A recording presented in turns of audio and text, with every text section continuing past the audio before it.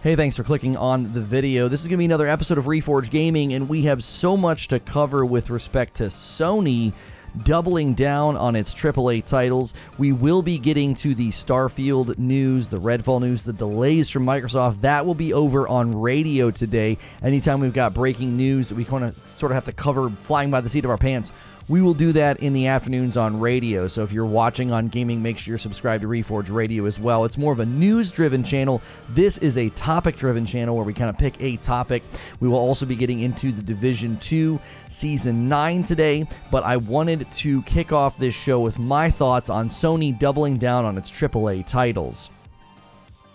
This is a Reforge update. Sony is doubling down on its AAA titles, at least that's what it seems from recent announcements with respect to not being on their subservice with their big AAA first-party titles, as well as investing $300 million in their first-party developers. If you like these quick updates, be sure to hit subscribe and the bell button, or check out my live streams over on Reforge Gaming.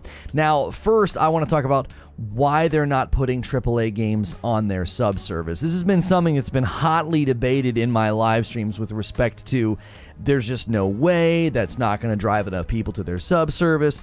They're going to need to put their big first-party titles on the subservice, and I have disagreed very strongly with that, and I have agreed with their thoughts on it. They have gone further in their reasoning than just what Jim Ryan has previously said. According to Eurogamer, PlayStation has said it would have to cut budgets and lower the quality of its AAA games if they were to be included in PlayStation Plus at release. So it doesn't mean that they won't be included ever. They just won't be included at release. Here's the quote. "I will refrain from making comments on the competitor strategy," PlayStation executive Hiroki Totoki told investors during the company's latest financial call. Quote, "Our current thinking is to have development costs and appropriate R&D investment for quality products, and that will improve the platform and also improve the business in the long run." Now, more specifically, he comments on game budgets themselves, which is something that we've really said with respect to some of the game developers growing in size because of what Jim Ryan called a virtuous cycle. Here's more from Hiroki.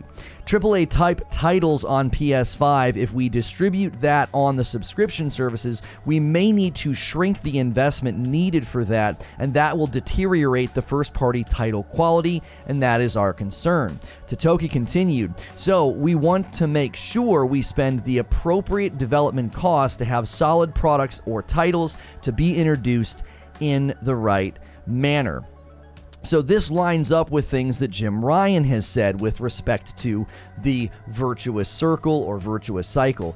The idea that we're going to not, we don't want to shortchange all the money we can make selling a game. And we've said this with respect to Outriders, and that there's going to be a continued absence of big AAA titles that aren't first party landing on Game Pass because it is such a conflict with the way that they make their money. That first month is really big for them. Jim Ryan said previously, putting these games into a subscription service immediately upon their release would break this virtuous circle, and we wouldn't be able to invest in the way that we're currently able to, so we're not doing it.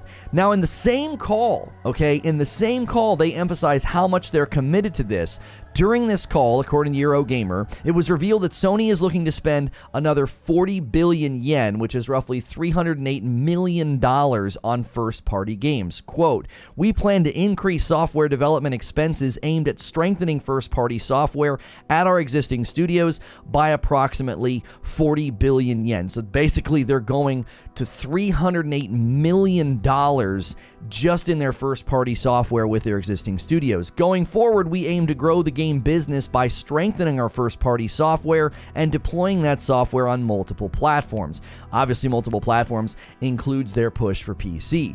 So Sony is doubling down on their system and setup, saying, listen, we're about to launch a sub-service. We're not putting AAA games on there at launch. That's just not good for profit. That's not good for the reinvestment. It isn't good for the virtuous circle. As well as, listen, we're putting our money where our mouth is. We're going to invest $300 million into the existing parties, properties, and developers. Let me know what you think in the comments below. Always be sure to check out Reforge Gaming, where I stream live. And as always, hit that like button, hit the subscribe button, and I'll see you in the next video. And I'll see the rest of you right now. Good morning, good afternoon, and good evening. Good morning to TikTok. Good to see a bunch of people over there. We do daily streams of gaming news. I'm also streaming on YouTube. Good morning, YouTube. Smash that like button. Make sure you're subscribed. I know there's spice. I know there's spice in the water this morning. Big announcements for big titles, and we will be covering that over on Reforge Radio. This morning, we had already typed up and planned to cover the Sony situation, which obviously is, it touches on what's going on right now. The situation with, Redfall getting delayed and Starfield getting delayed. We will get into that on radio. The beauty of Reforge Radio is that we can cover breaking news. So when something like that happens, I don't have to wait an entire day to cover it. We just have to wait until the afternoon. I can't suddenly type up an entire talk with my thoughts and my ideas just randomly in the morning. We do our research the day before, and then we sort of cover that the next morning, obviously. Haven't heard whatever you're talking about. Spill the details. Yes. So are those disc plates? Yes, these are disc plates, and you can buy them. They're mine. We also have Reforge Radio disc plates as well. Congrats on, hang on a second. This person is, how do I, manage? No, how do I, what happens if I hit block? This user will not be able to enter any of the current chat rooms. Confirm. Okay. That should be able to take care of that. Let's see. Redfall delayed. Yeah, Redfall delayed. Starfield today. Delayed. Microsoft is trying to win back players of their platform. The precedent Microsoft is setting on Game Pass practices probably isn't sustainable, so I'm not surprised Sony takes this route. Yo, what's good, Feed? Good to see you in the chat. They look amazing, beautifully into the aesthetic. Oh, thank you, Mauve Monk. I appreciate that. If you guys want to support the channel, do all the free things. Make sure you're subscribed with the bell button. Make sure that like button is pressed. If you ever don't see me in your recommended feed or your home feed, always check that subscription feed in my channel. We're live every day of the week here, and we do a whole lot of video game coverage. And this morning we're covering the PlayStation Plus news that Sony is doubling down on investing in their first-party titles and their first-party developers, as well as saying once again they will not be putting their AAA titles on their subscription service. It would deteriorate the quality of the games. It would have to lower budgets. There was a guy this morning that had a hilariously awful take on Twitter. He basically said, well, here's the math. You could make your money back from the subscriptions alone. You don't need to charge on the day of the release. And I'm like, or they could just do both and make a ton more money. They could have the subscription service, which plenty of people will see the value in, and they will charge for the game when the game releases. Like, why would they make less money just because you think they should? It was hilariously stupid logic. I'd never seen anything like this before. He was essentially saying, make less money. Why? Why would Sony do that? Why would Sony just make less money? It doesn't make any sense at all. Whoever designed your logos did such a good job. The joystick and the mic from radio could easily be purchased in disc plates to bring a room together, even if they don't know who you are. Well, they're available, yeah. The joystick was me. The microphone was... It was like a collaborative effort with Creature. Like, he had the idea. I landed the plane. Now, that over there is all him. Yo, Aaron Barker with a $10 tip through YouTube Super Chat. Always enjoy chatting and From Friday. Thank you very much. Yeah, tomorrow's From Friday. We will be getting into the Division 2 Season 9 today to check it out. Thank you guys so much for being here. We did hit 500 members on the YouTube channel, so we unlocked an emote. We're trying to get to 600 members now, so my wife has to play Elden Ring. Unfortunately, we did not get into the Gifted Membership Initiative beta. I put our name in the hat now. I didn't know you had to do that. They didn't say you had to do that until they released the beta. So we may get it over the next couple of weeks. I don't know. Redirect is still broken. I'm not sure when that will be fixed. So we're kind of having to do all the work ourselves. So consider becoming a member. Help us push that number. Help me make my wife play Elden Ring. Members get 2 extra streams a week. Thursday afternoons, there's like an AMA that we do here on this channel, and then Friday nights with my wife, we also do community game night, so don't miss out on that tomorrow night. And And the Rageous Roast is hitting good this morning. Yes, don't forget about the coffee and the memberships. Those are the two best ways to support the channel. The coffee's not a sponsor. It is ours. If you've never had coffee with Balanced Acidity, be sure to check it out. Now, this morning, I want to hear from what you guys think. I mean, are you guys... Actually, let's just do this. Let's do PlayStation Plus without AAA titles at launch. Will you or would you sub? So PlayStation Plus without AAA titles at launch. Without AAA titles at launch, will you or would you sub? Yes or no. So if you have a Sony or you thought experiment, like if you had one. Good to see you, Rhett Mitchell and Quiet Shy over there on TikTok. You guys are the best. Thank you so much for being here. Very, very much. Hope the Harry Potter game doesn't get delayed. I want something to look forward to at the end of the year for PC, says Saxboy. We need one good game, at least one, says Lewis. The coffee from my office vending machine tastes like dirty water. Lono, since you said that Xbox as a platform won't get your support, should this discourse follow the same path? I'm not sure what you're saying. I didn't say that the platform wouldn't get my support. I said that I wouldn't be funneling any more money into that ecosystem unless I had to. I think Xbox is fine. Forza sold plenty and was on Game Pass. Let's see. They use that as an incentive for more people to buy Game Pass, which is where they really want those sales. They're first-party companies, so they can very much afford to do day one release. So Distorted's responding to Jeff. What did Jeff say? Xbox shot themselves in the foot, putting all first-party games day and date. Imagine if they had put Forza and Starfield when it releases as buy only. I mean, I don't think that the conversation this morning is necessarily going to drive me to say that, like, Xbox is in trouble or Xbox's system isn't going to work. What I'm pointing out is that PlayStation basically doubled down. They re-emphasized the idea that, listen, we will not be putting first-party AAA titles on the PlayStation Plus. And beyond that, we're investing another $300 million into our first-party developers. So they're showing that, like, listen, if you look at the track record up to this point, if you look at the growth of our developers, we don't need to do that. They don't have the money to do it. They can't afford to do it. I'm not sure what you guys mean. I know that, Mo and Willie, you guys are big on Xbox. What do you mean they don't have the money to do it? Don't have the money to do what? I got the Division 2 update downloading, hoping it gets me hooked again. Yeah, we need to make sure my game is completely up to date.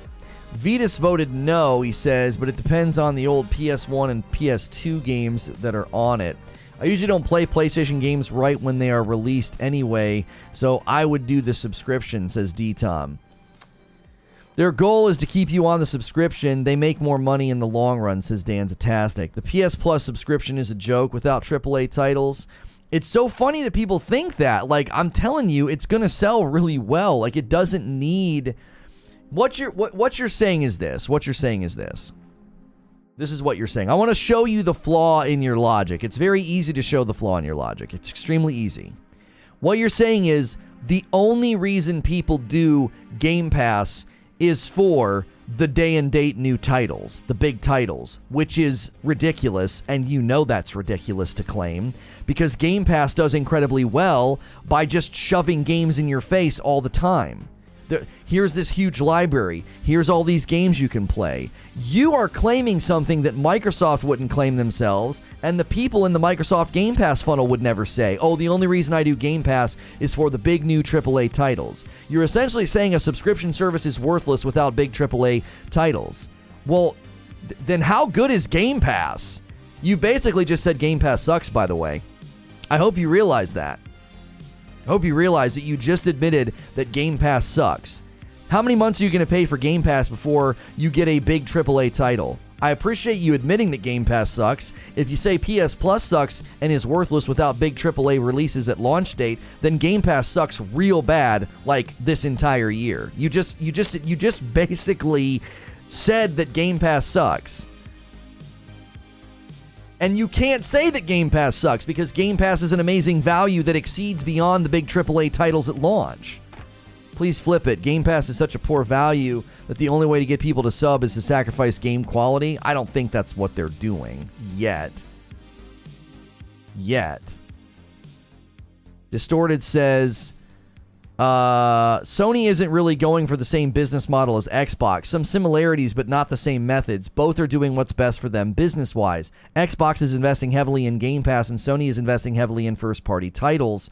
They both have their plans, and they're both very different. Right, but I really want you guys that are in here banging on the Xbox drum, I really want you to consider what you're saying. I really, really want you to consider what you're saying. You are saying that the Xbox Game Pass currently sucks super bad because there's no big first-party AAA titles on it. How many big first-party AAA titles have you gotten? Forza and the Halo campaign. So if every month that goes on that you don't get a big AAA title at launch, you're basically saying that Game Pass sucks. Do you see the logic flaw? The logic flaw that PlayStation Plus is worthless without big AAA titles, you just indicted Game Pass because Game Pass is going to be real bad for a real long time, according to your own logic. According to your own logic, Game Pass is bad for a super, super, super long time. They just delayed Starfield, Redfall. Like, what's coming for you? You got Halo campaign and you got Forza. If Sony would actually put AAA titles in their subscription, their profit would go through the roof. No, that's completely untrue. I broke down that logic this morning for a guy that doesn't understand basic math. They will make money from the subscription already. To act as if no one will jump into the PlayStation Plus subscription funnel is hilariously silly. And so they're going to make money on that subscription funnel already. They will also make they will also make money from selling the AAA titles. They're going to make money from both. The guy that did the math this morning, it blew my mind. It blew my mind. I was like, buddy, add those two numbers together, the 4.5 billion and the 1 billion from the AAA sales. Add those together. They get both in their system. They're going to make more money than they would if they did the subscription model. Because if they put everything on the subscription model, why does it keep doing this? Okay. Yeah, it let me clear out the recently... It pulled an error on the Division update for some reason. I don't know why. I'll have to check for the update again. They'll make money for both regardless. That's what I mean. It's a false... Oh, I'm out of storage. That's the error. Oh my gosh, I need to free up storage. You need at least 82 gig of storage to store this freaking game. Are you stinking kidding me right now? Well, Elden Ring is installed twice, so let's get rid of the PS5 version. We won't be playing that anytime soon. Why is Vanguard on here? Overcooked, we can uninstall that. We can reinstall Ratchet another time. Okay.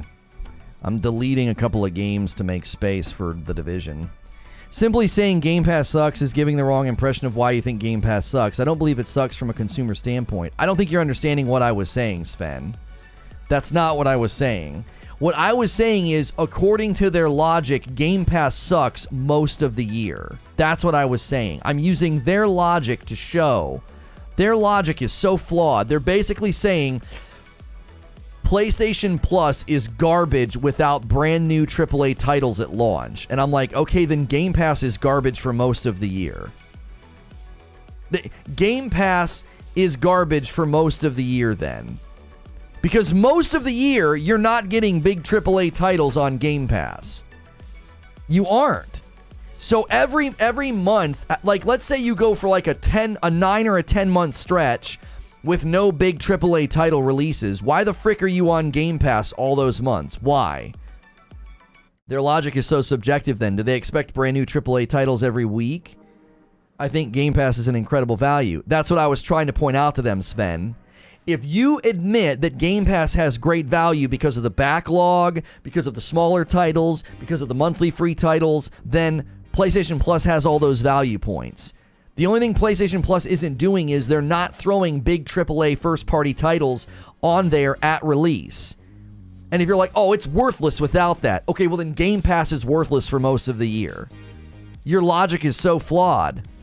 If that's all it takes. Matty Jarvis with a 5 spot. If it wasn't for Game Pass, I found some amazing indie titles, so Game Pass doesn't need AAA games to be a good deal, in my opinion. That's exactly the point that I'm trying to make. Game Pass is good, and it's not just good because of the big AAA titles. It's good because of all of the other things. So if PlayStation does all of the other things, and the one thing it doesn't do is big AAA titles, and you're like, it's garbage without that, then so is Game Pass for most of the year. Do you get PlayStation Live with Plus? Yeah, they're baking it in.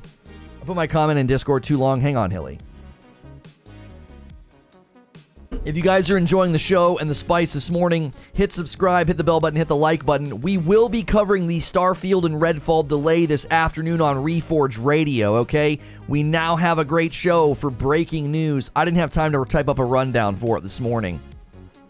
Hilly says, wouldn't paying for PlayStation Plus without it, Xbox bias, but I fully understand them doing it. If I owned Sony, no way I would put that on a subscription. They're doing very well, and the first-party PS lineup is better than Microsoft, in my opinion. The Sony games are not suited to subscription, as some are really good, but 40 to 60 hours and you are done. Game Pass and PlayStation Plus are suited to live service games. As time goes on, I feel Sony will put some games on day one, but they will be from their announced new live service games, not their existing IPs.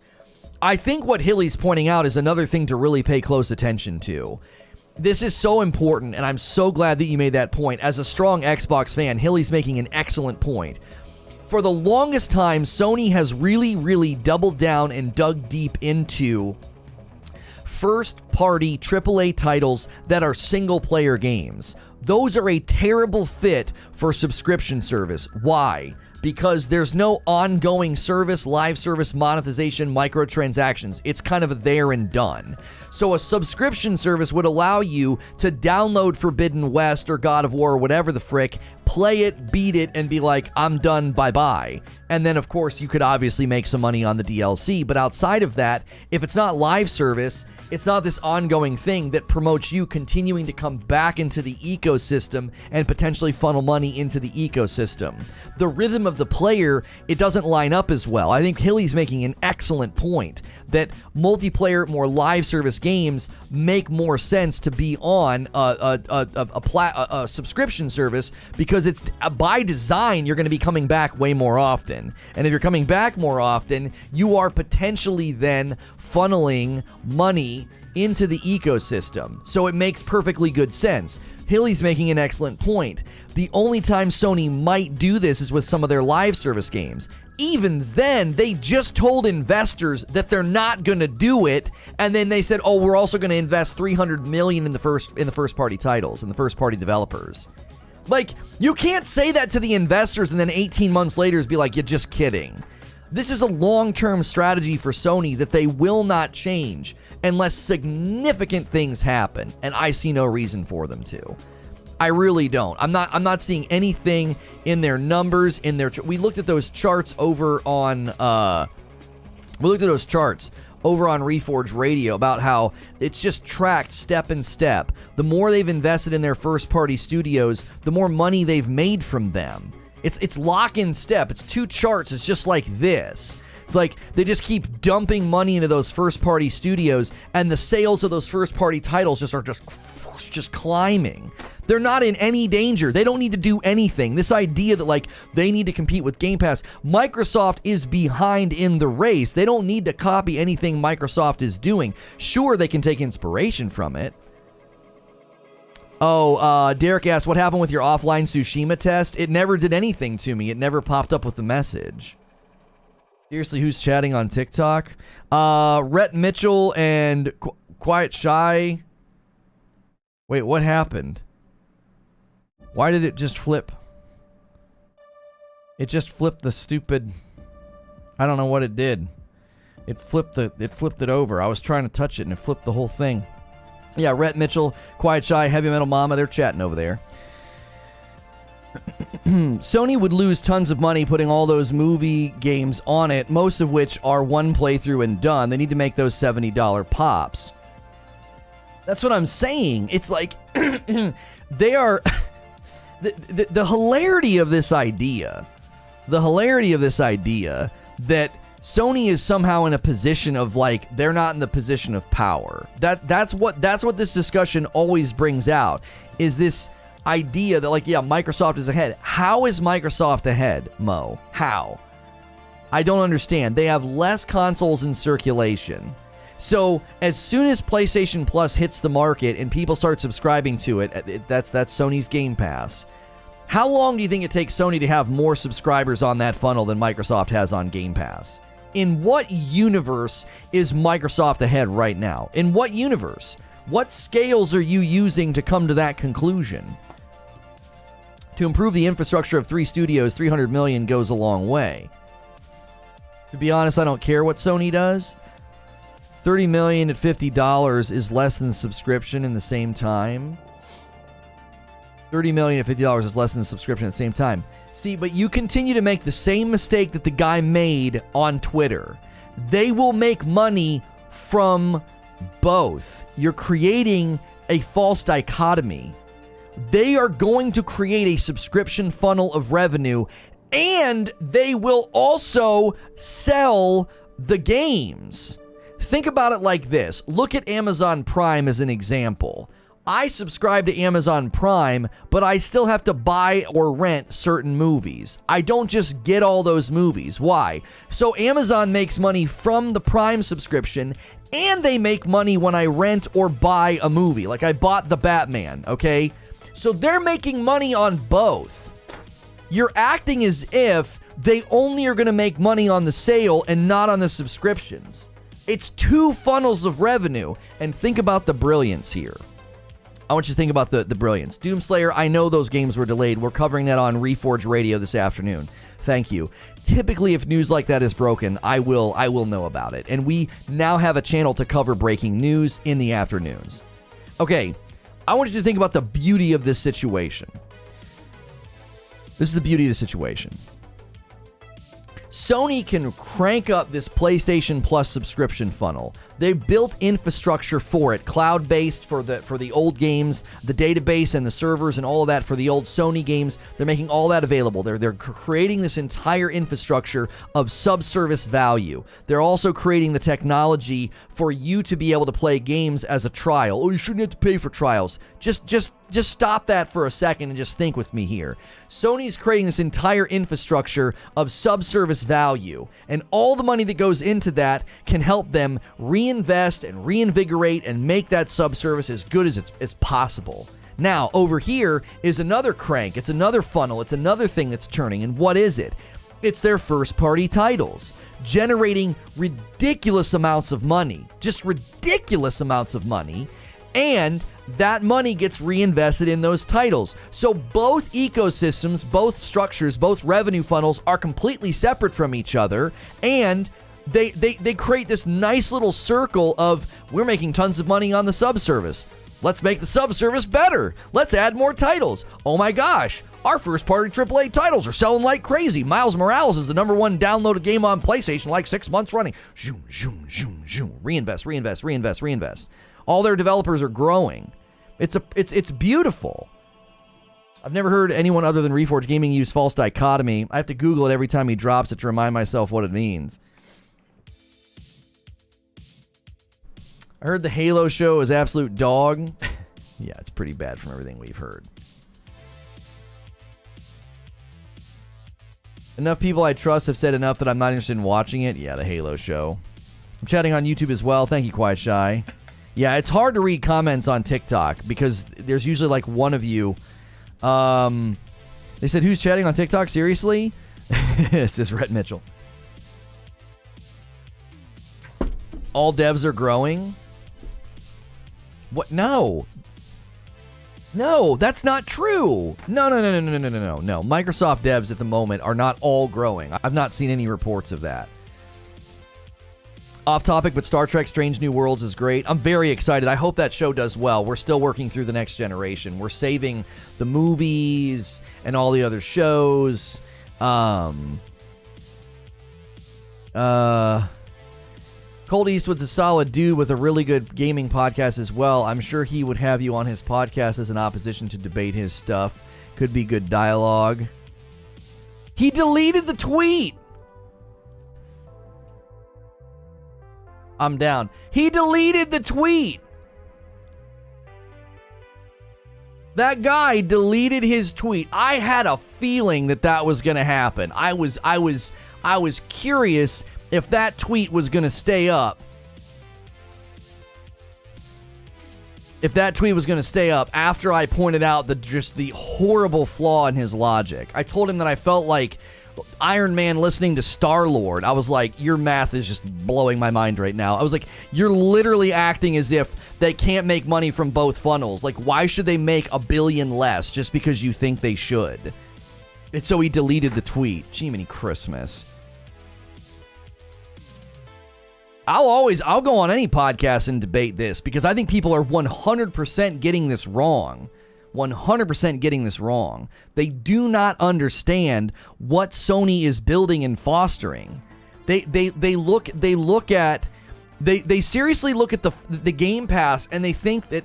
Let me explain what I think is happening. Let me try to come through the people that think that the Xbox is the leader here, or that Xbox is the standard. Let me try and sympathize and empathize with the position. Okay, this is what I think happens.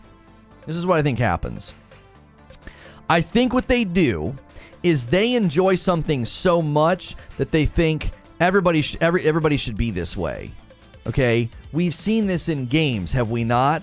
You really enjoy a certain video game, and we've experienced this before when we cover other video games. People are like, they keep coming in and they're saying, well, this game does this, and this game does that. This game should do that too, okay?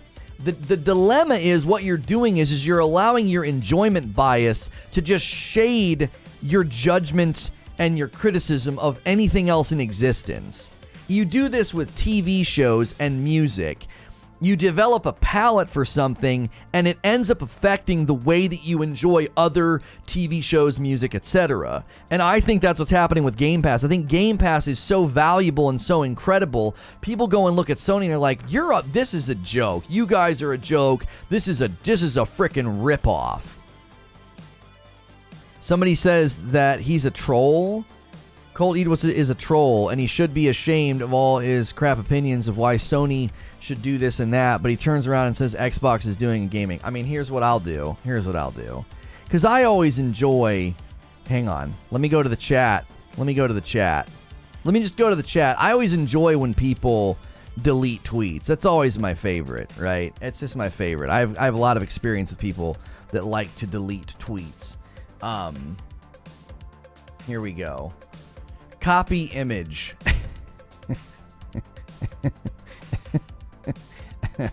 Let's see. Reply to my tweet.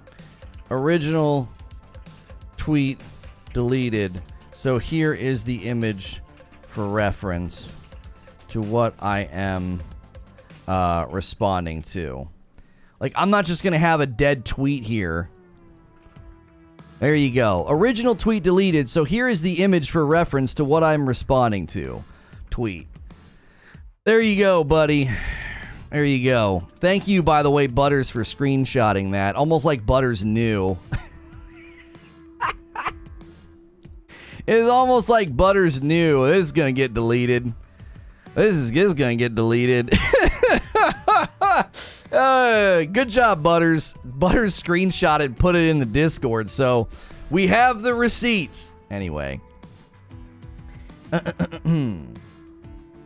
Colt's a good take and a good listen. I've never consumed his content. His take on Sony not putting AAA titles on subscription was just inherently flawed. So I replied, and I was like, you're basically telling them to make less money. Yeah, they'll make about $1 billion in sales on all these AAA titles. They will, sure. They'll also make $4-something billion on the subscription. they're going to make money from both. It's a false dichotomy to be like, they're going to make $0 apparently on the subscription service if they don't put AAA titles on it. So what? So you're comparing a $1 billion to a $4.5 billion. Oh, but the $4.5 billion's higher than the $1 billion. Do you know what's higher than $4.5 billion?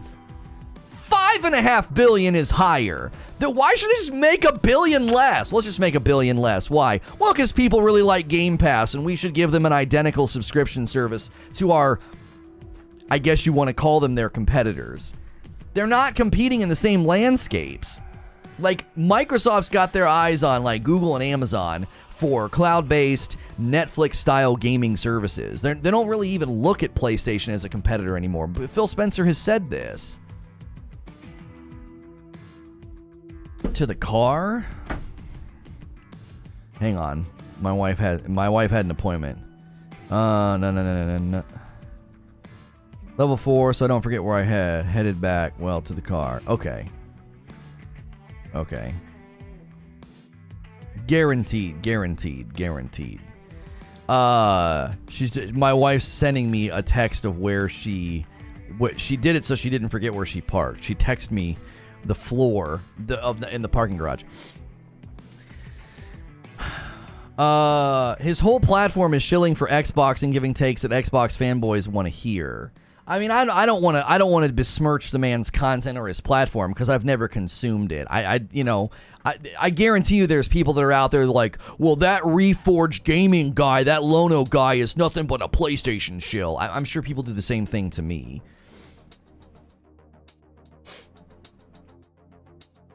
I do my absolute best to praise Game Pass where it deserves praise and praise the PlayStation Plus subscription service where it deserves to be praised. Like just this morning, I told people that your logic of saying PlayStation Plus is trash without big AAA titles, well, then so is Game Pass most of the year, and we know that's not true. I've argued many times that the Game Pass is one of the best values in gaming, and that's literally because of all of the other things that you get. You don't just get first-party titles, big AAA titles at release. You get more than that.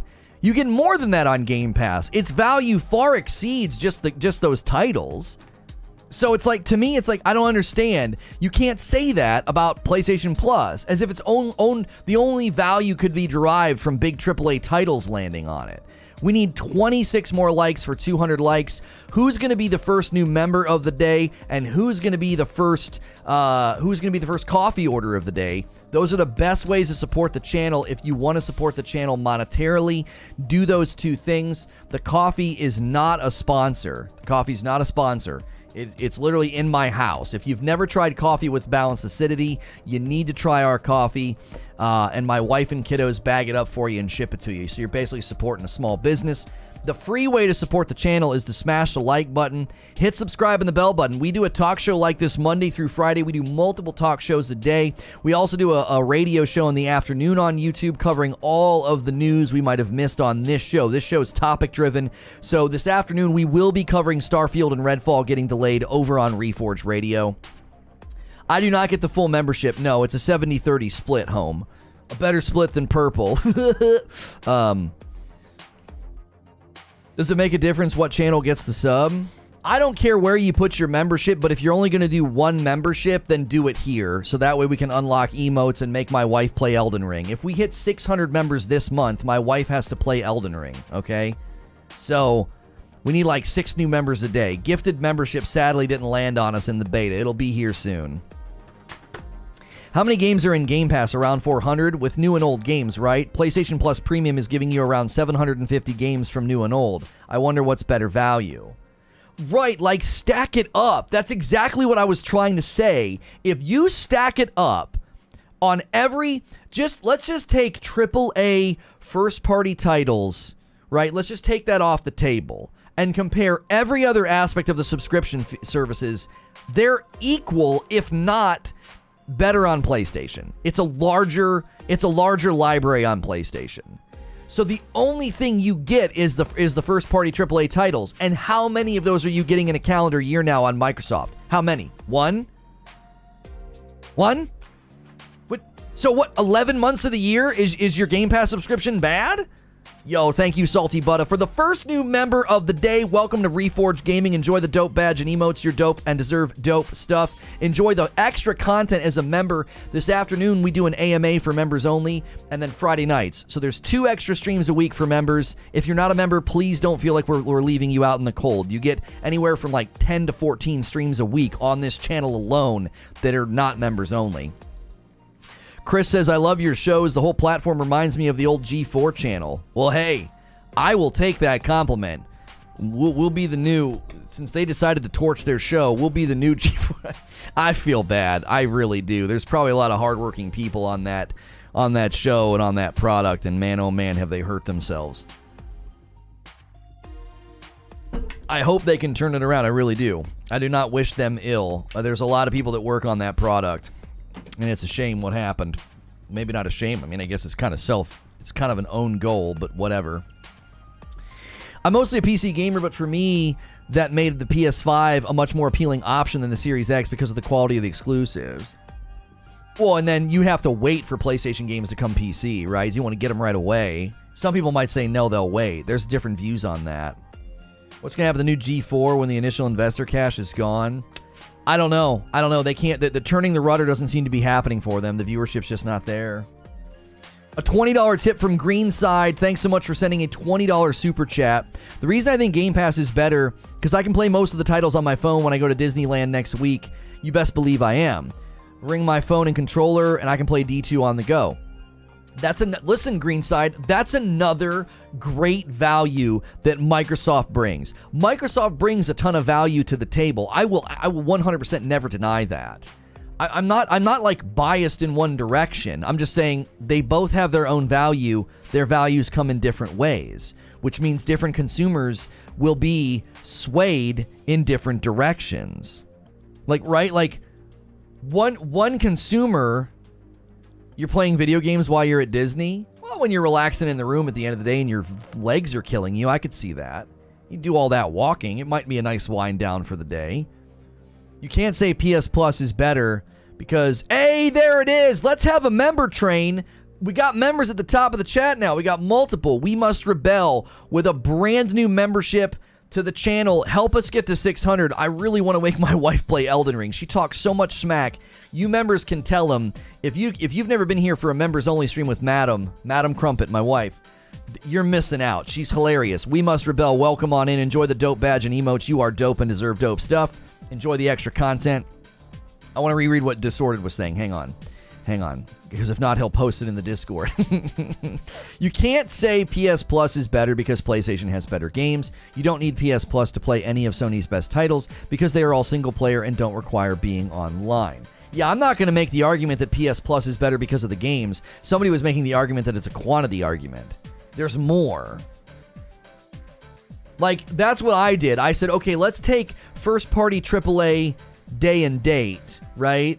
Let's just take that off the table and compare the rest of what you get on the subscription services. PlayStation Plus's library is larger for their subscription service. Someone in chat said that. Okay. I just want to make sure that you understood my point and what I was saying. I wasn't sure. In my opinion, the PlayStation Plus collection specifically beats the entirety of Game Pass in terms of quality. Yeah, and listen, do you know what's funny? I look at the PlayStation Plus subscription, and you know what I don't care at all about? I don't care about this at all.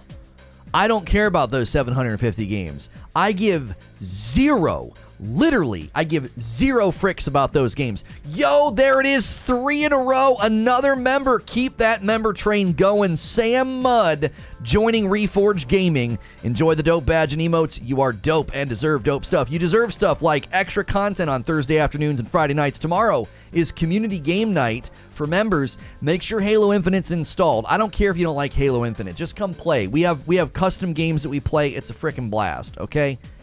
Just be there. And somebody else click join. Just keep the member train going. Let's keep members at the top of the chat.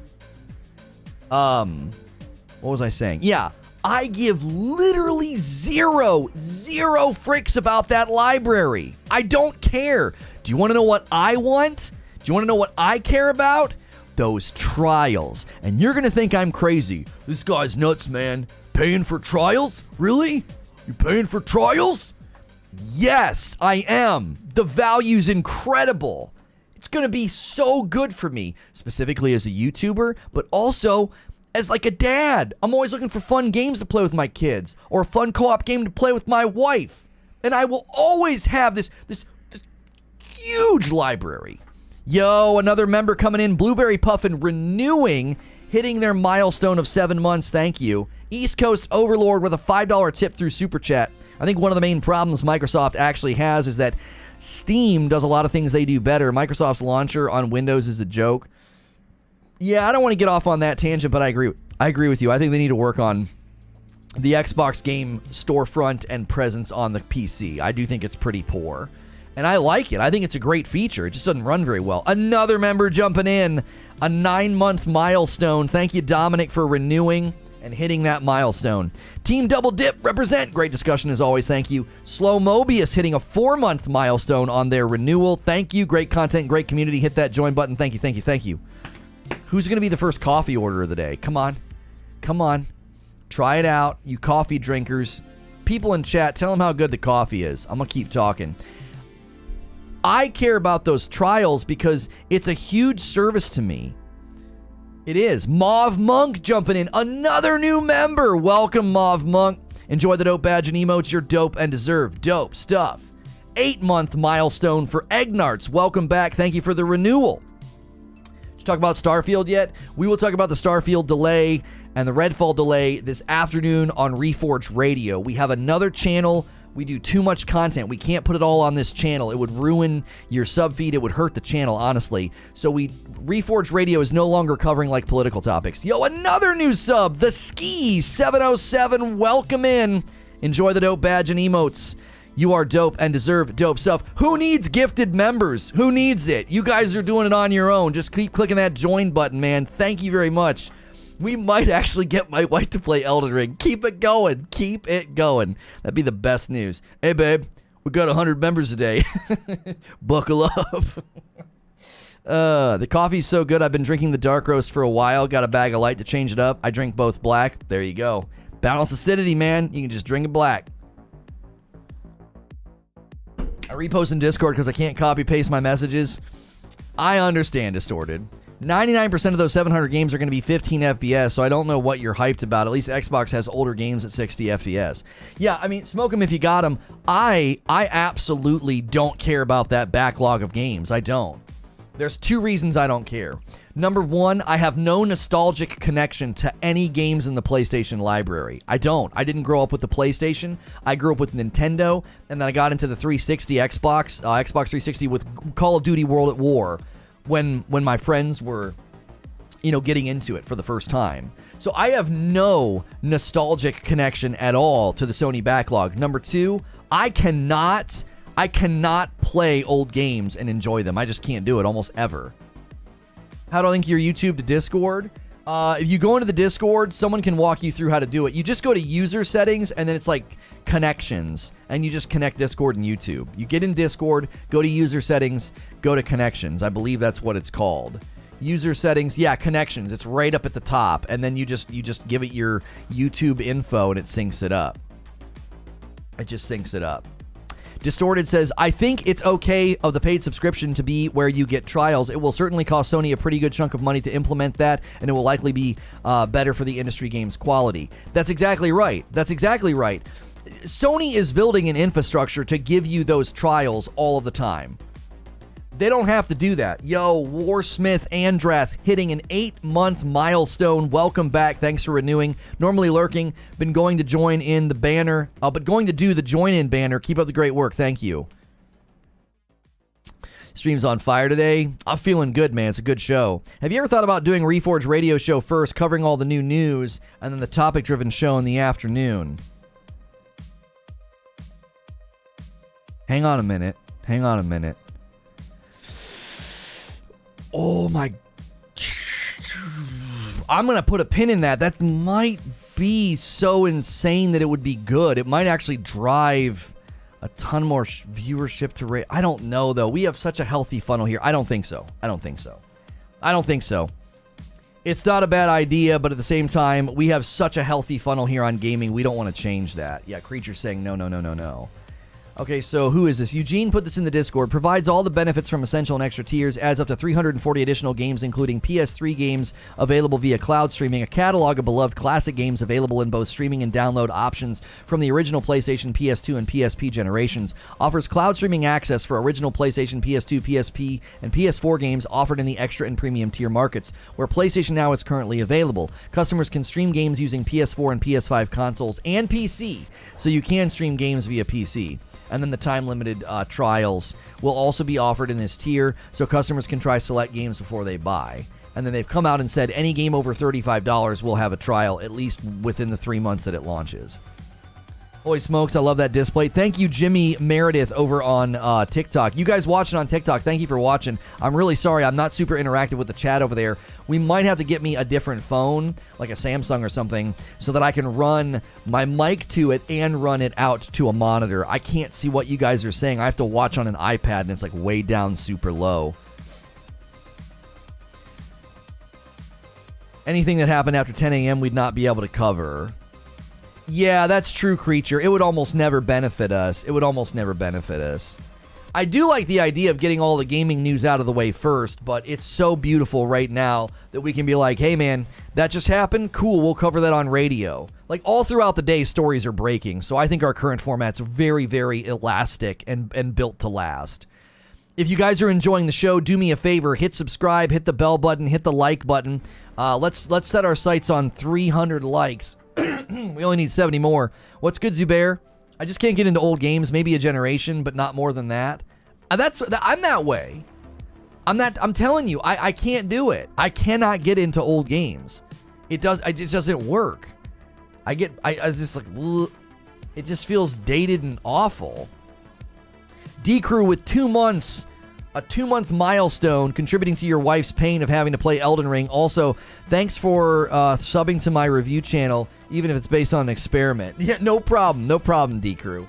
Derek saying, scroll up for my question. It's interesting that we both started out our split ways with Nintendo only. Then when I got Dreamcast, you went hard into PC, and then you got Xbox. I mostly stuck with big Nintendo until PS3. Yeah, because remember, Derek, you let me borrow your PlayStation so that I could play The Last of Us. Do you remember that? I was so thrilled that we did that. It was such a great game. It was such an enjoyable game. But yeah, The Last of Us was just great. And I didn't have one. And that was the beginning of me really falling in love with PlayStation as a platform, honestly. It was like, what a great game. Problem with playing old games is it's never going to feel like it did when you originally played it. Yeah, the veneer just immediately fades and chips and wears off. Your wife's going to play Elden Ring? Make her start with the Wretch class? Listen, Captain Morgan, if we get 600 members on this channel before the month of May is up, my wife will play Elden Ring during a members-only stream. So, look, man, hit that join button if you want to see that happen. If your name is Gray in chat right now, you have the ability to make my wife play Elden Ring. All the green names are already in the member pool. The rest of you that are gray, you have that ability. Listen, I don't expect everybody to become a member. I know times are tough. I know some people are like, why would I become a member on YouTube?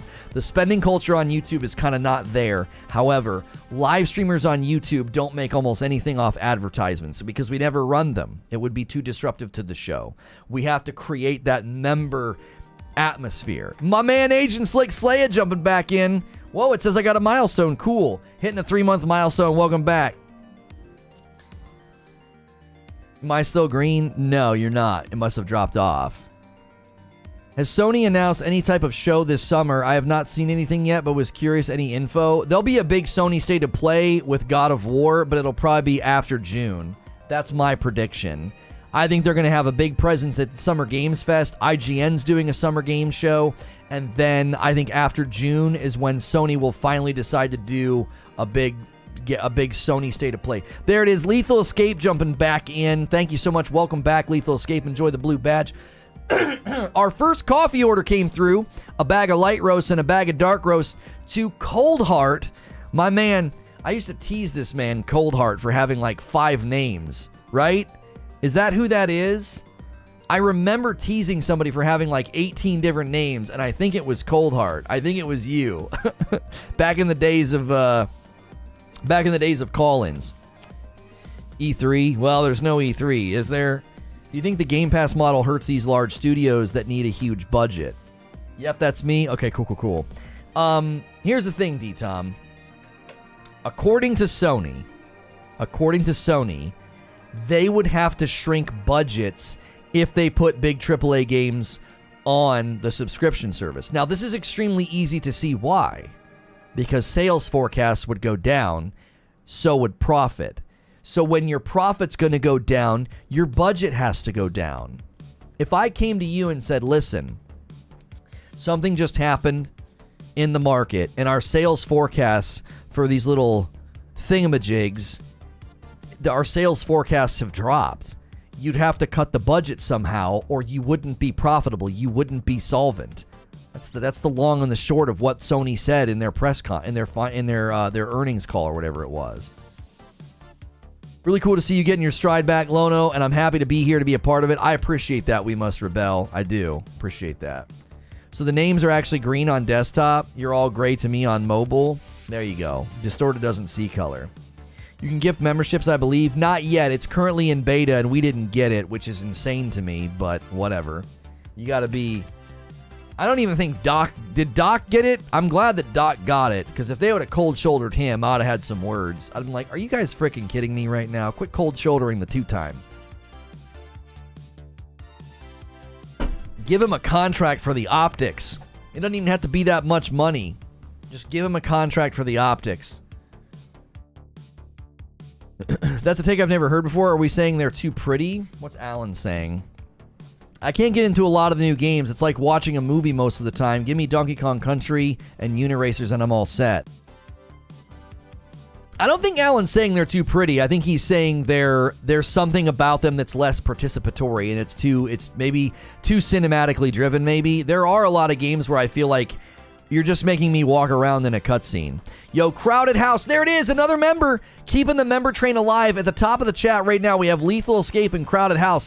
Keep the member train going. It hasn't fallen off the top. Enjoy the dope badge and emotes. You're dope and deserve dope stuff. Enjoy the extra content. My bad. Hopefully it works out for YouTube. Got to give Lono love when he gets gifted subs. Yeah. What'd they say? She said, what looks like chigger bites. Like, but it's really weird that it's just there. Yeah. So she wants me to... I figured. She's like, I think maybe you're just allergic to a lot of things.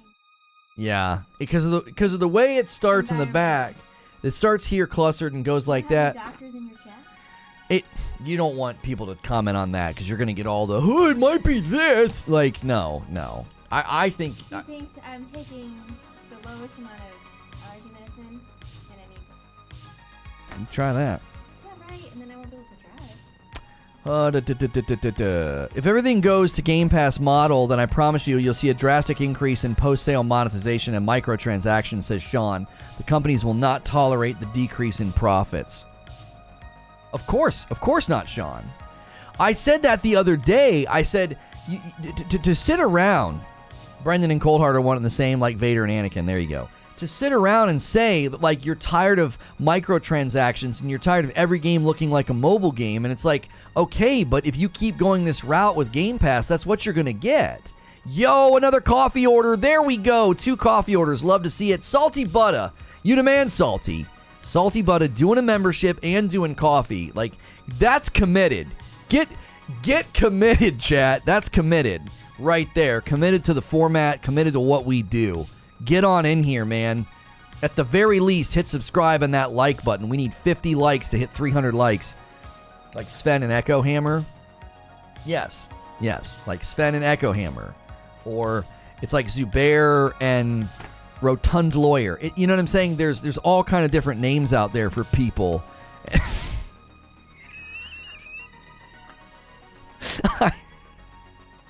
I love guys. Come on.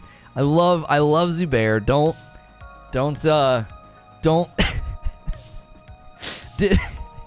I feel bad because of stream delays. Zubair's like contributing to the conversation. You know, did Netflix change movies or broadcast TV? I listen. Let me Dumpy, you jerk. Sorry, Dumpy lawyer. I went with rotund. Dumpy. Humpty Dumpty. I love you, Z-Bear. I really do. Creature says, yes, they did, and they went broke because of it. Yeah, I do. I think Netflix was disruptive. Yeah. They were industry disruptive. Netflix disrupted the whole market. They disrupted Blockbuster. They disrupted that Redbox was here and gone. They disrupted, broadcast TV and movies. 100% they did, yeah. I think they did. Don't do my mans like that, said Noberto. I instantly thought of the raccoon rolling around when you said that. That's right. If you guys have never been here before, we do a show like this Monday through Friday. I am safe for work, so you can subscribe in confidence. Monday through Friday, I'll be in your feed doing a show like this. People treat me kind of like a radio show or a podcast. We do multiple shows a day, so make sure you're subscribed here. Also, make sure you're subscribed on radio. The radio numbers are not where we want to see them because redirect's broken, which is really frustrating. But redirect is broken, which we went from having a great first day to the second and third day have been kind of like a ugh. And that's because I don't think enough people have gone over and subbed to the new radio channel. A lot of that's going to be it's just going to take time. So make sure you're subbed to both because we will be going over there this afternoon to discuss the delays of Starfield and the delay of Redfall. Let me make sure and update the. Hang on. Be sure to subscribe to Reforge Radio for daily gaming news recaps and member call-ins and a weekly Madam Roast session. Bam. Okay. Radio. Eventually, we'll get to youtube.com/radio. Starfield was delayed. Say it ain't so. I love the avatar, Eugene. You're such a jerk. You are such a jerk. Be sure to subscribe to Reforge Radio for daily gaming news recaps and member call-ins and a weekly Madam Roast session. Jeff and Jason James Try is just a journalist. He's been wrong a lot of times and correct too. His word is not fact. What are you guys debating, Doomslayer? Also said that it's coming this year. Santa Monica dev who said it'll release in 2022 is not one of the higher ups. He doesn't know the actual release date, and Eric and some others know. Watch Jaffe's video on it. He knows. I think way too many people have said that God of War Ragnarok release date is this year. Let's take a look at the poll here. PlayStation Plus, without AAA titles at launch, will you or would you sub? It's split right down the middle. Make sure and vote in the poll at the top of the chat. Let's hit 500 votes before the first hour of the show, first hour of the poll is up. So make sure and take that poll at the top of the chat. Papa Phil got to see Halo as the face of Xbox for another year. I wonder how many people that voted no even have a PS4 or a PS5. Right. So we're at 7 devs that have publicly spoken on it. Yeah, there's numerous devs, industry insiders, like anybody who knows anything is like, yeah, God of War Ragnarok is coming this year. You know what I'm saying? To be like, to turn it around and be like, no, I still don't know if it's coming. I don't know. Just curious if you tried Overwatch 2, or is that not in your radar? It's not in my radar. It's not in my wheelhouse. It's a PvP game. That's not me, man. You know? It doesn't have don't have a PlayStation option. Sure it does. It says, will you or would you sub? Meaning, will you sub with your PlayStation? Or would you if you had one? It gives you the hypothetical. They said the same about Starfield. There were no industry insiders saying that Starfield was coming this year, Casey. None of the industry insiders were saying that. So Bethesda was saying it. Everybody else was doubtful. Watch the industry analysts, okay? Watch the industry analysts and what they say. And when not a single industry analyst, not a single insider or leaker was like, oh yeah, Starfield's definitely coming this year. The devs were the only ones saying it. Not just the devs, like they were going out and publicly saying it was coming this year. What does that have to do? Bethesda said it once, says Eugene. Right.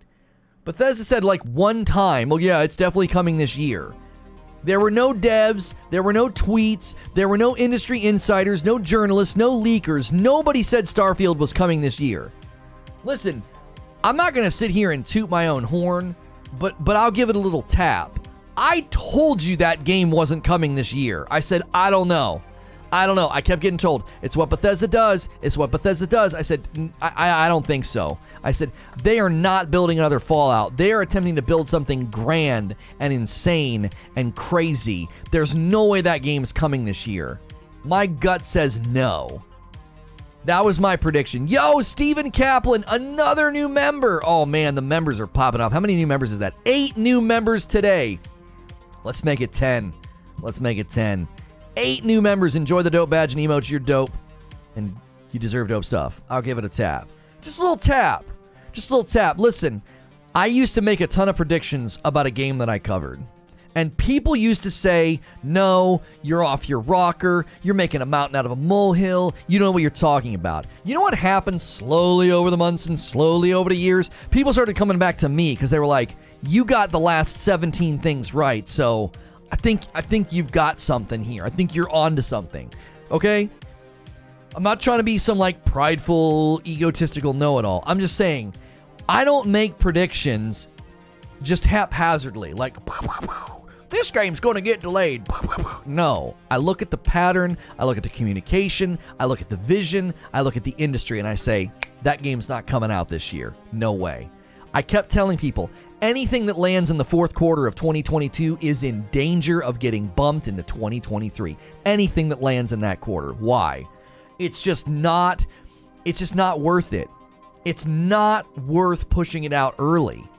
Yeah, I got the nickname Lono Stradamus for a reason, because I'm telling you, I'm not like a genius. I don't have some special ability. I'm not a time traveler. Just look at the patterns in the industry and you can make these predictions. It's not difficult. I don't have tarot cards in front of me. I don't.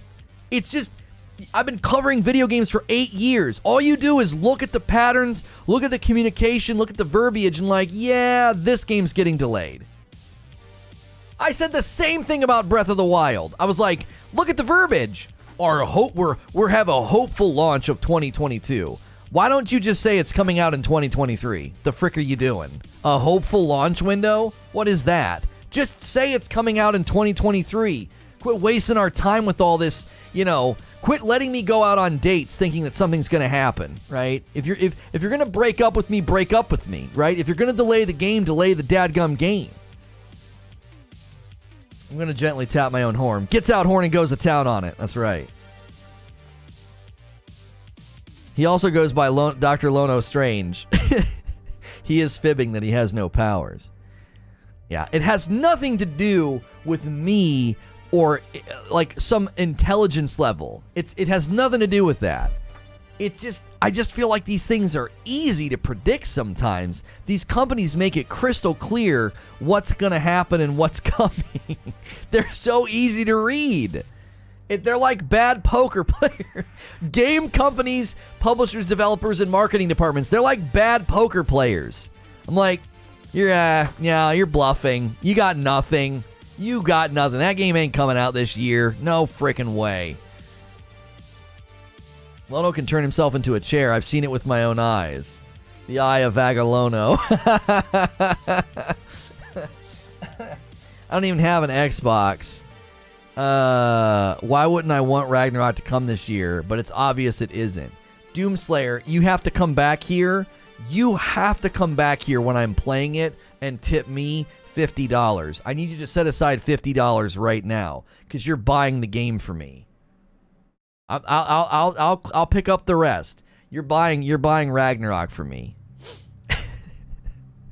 Anybody who thinks Ragnarok's not coming out this year, you're buying it for me. You're going to have to tip me $50 when I'm playing it in the calendar, in the year of our Lord 2022, you're gonna in the year of our Lord Kratos, you have to tip me the 50 spot when I'm playing it. All right. If it doesn't come out this year, what would I do? What will I do? You got to give me something. I can't just give you money. I'm not doing that. I'm not gonna like PayPal you a 50 spot.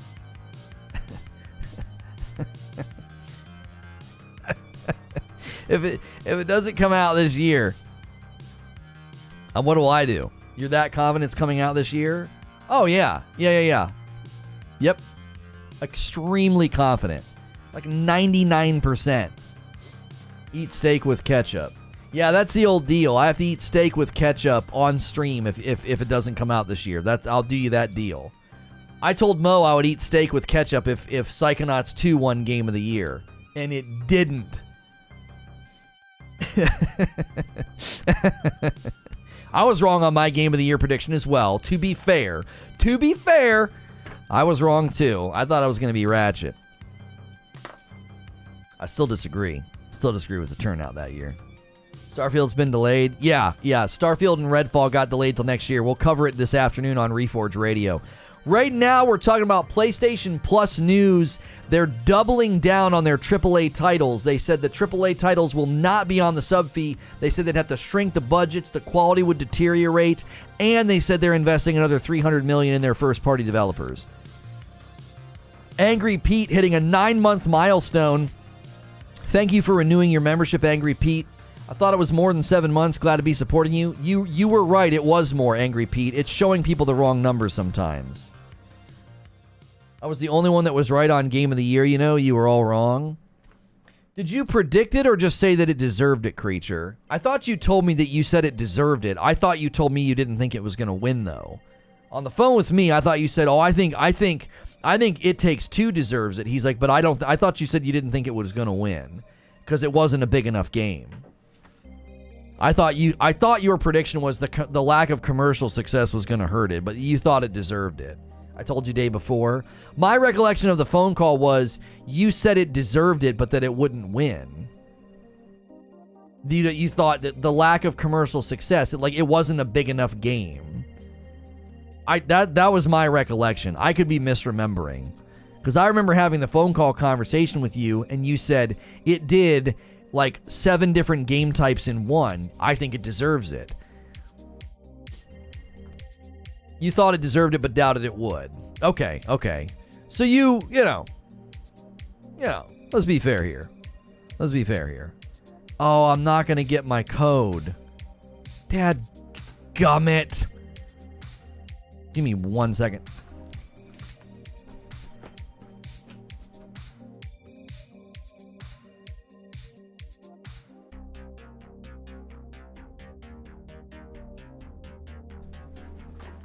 Ugh.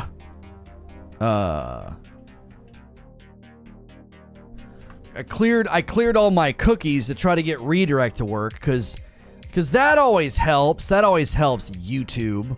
That always helps. So I had to get my two-factor from my phone that's up on a tripod so I can stream on TikTok. See, he turned into a chair. Ratchet & Clank was a technical masterpiece. I agree. Elden Ring Game of the Year is not much of a call. I think Elden Ring wins Game of the Year. Yeah, I think God of War will give it a run for its money, though. I do. I think God of War. I think Ragnarok's going to be amazing. I don't think Forbidden West was good enough to compete with Elden Ring. I think Forbidden West has a couple things working against it. Number one, it's a sequel, which I think makes it hard sometimes to win. Number two, they had technical problems when they launched. I know Elden Ring did as well, but Elden Ring got media darling treatment because the review copies didn't have the performance issues. The day one patch made the performance issues worse, and frame stutters aren't exactly enough to knock Elden Ring down from the throne that it sits on, right? It's sitting on a throne. Elden Ring is just in a class all of its own. Even if you just judge it based as an open world game, it's absolutely phenomenal. Elden Ring will win. Sony will have 2 noms in a news cycle of Microsoft delays. Yeah, I don't think I think Forbidden West will get nominated, but I don't think Forbidden West will win. And I think Ragnarok will give it a run for its money. Ragnarok might be the surprise sleeper that just comes out of left field and wins. Like when somebody comes in with a chair out of nowhere in a battle royale, right? Or in wrestling. It might come out of nowhere. It might. If you guys are just tuning in, make sure and smash that like button. Go through your rituals of supporting the stream and the channel. Make sure you're subscribed with the bell button if you enjoy my content. I am a safe for work broadcaster. You can subscribe in confidence and be here every day and throw me on like Video Game Radio. We do multiple shows a day here on gaming. We do another show as well in the afternoons now over on Reforge Radio. This channel's topic driven as well as gameplay. So we pick a topic, we kind of stick to it for a couple of hours, and then we do some gameplay or we do another topic. Reforge Radio is gaming news driven, so this afternoon we got a lot of news to cover. The soft lead for that show right now is Starfield and Redfall getting delayed. We also have other news stories over there about Ubisoft potentially getting bought out and Battlefield 2042 apparently getting refocused on, whatever the frick that means. So a lot of gaming news and a lot of things to cover, and you can subscribe in confidence because I am safe for work. A lot of people just throw me on in the background. They just treat me like that podcast radio show to get you through your workday. And if you want to support the channel directly, plenty of people have already done it today with a membership. We need 11 more subscribers to hit a milestone on the channel. We need, I don't even know how many members we need to get to 600 to make my wife play Elden Ring. We need 90. We're at 510. We need 90 members. You guys did. You guys pushed it. You're pushing the number today. Thank you so much.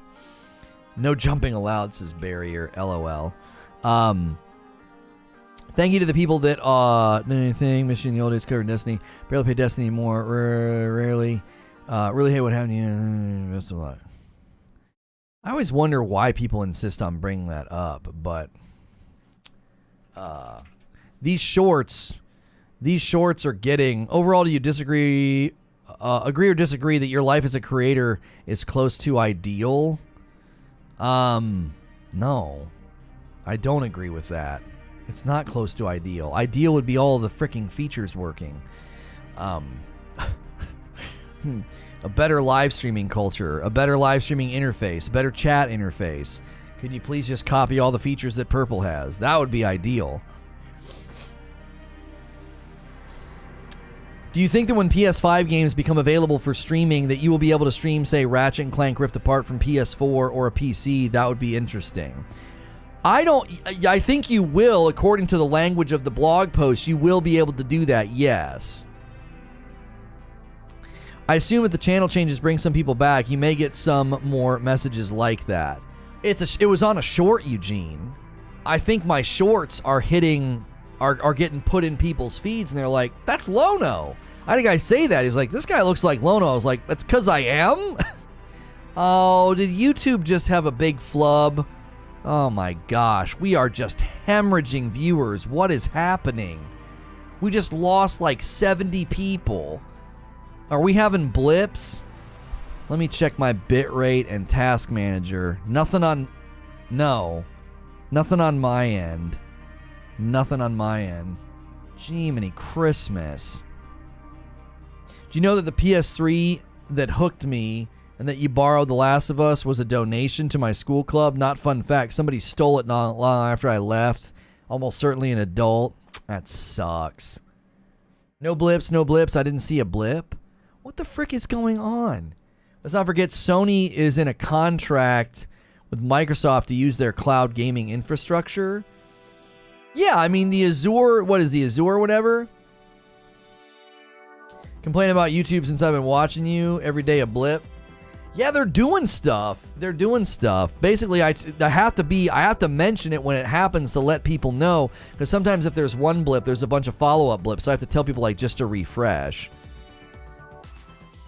It looks awesome. A good horror game. I don't think I ever get booted from these streams. There's just been weird things happening on the platform, man. Really weird things.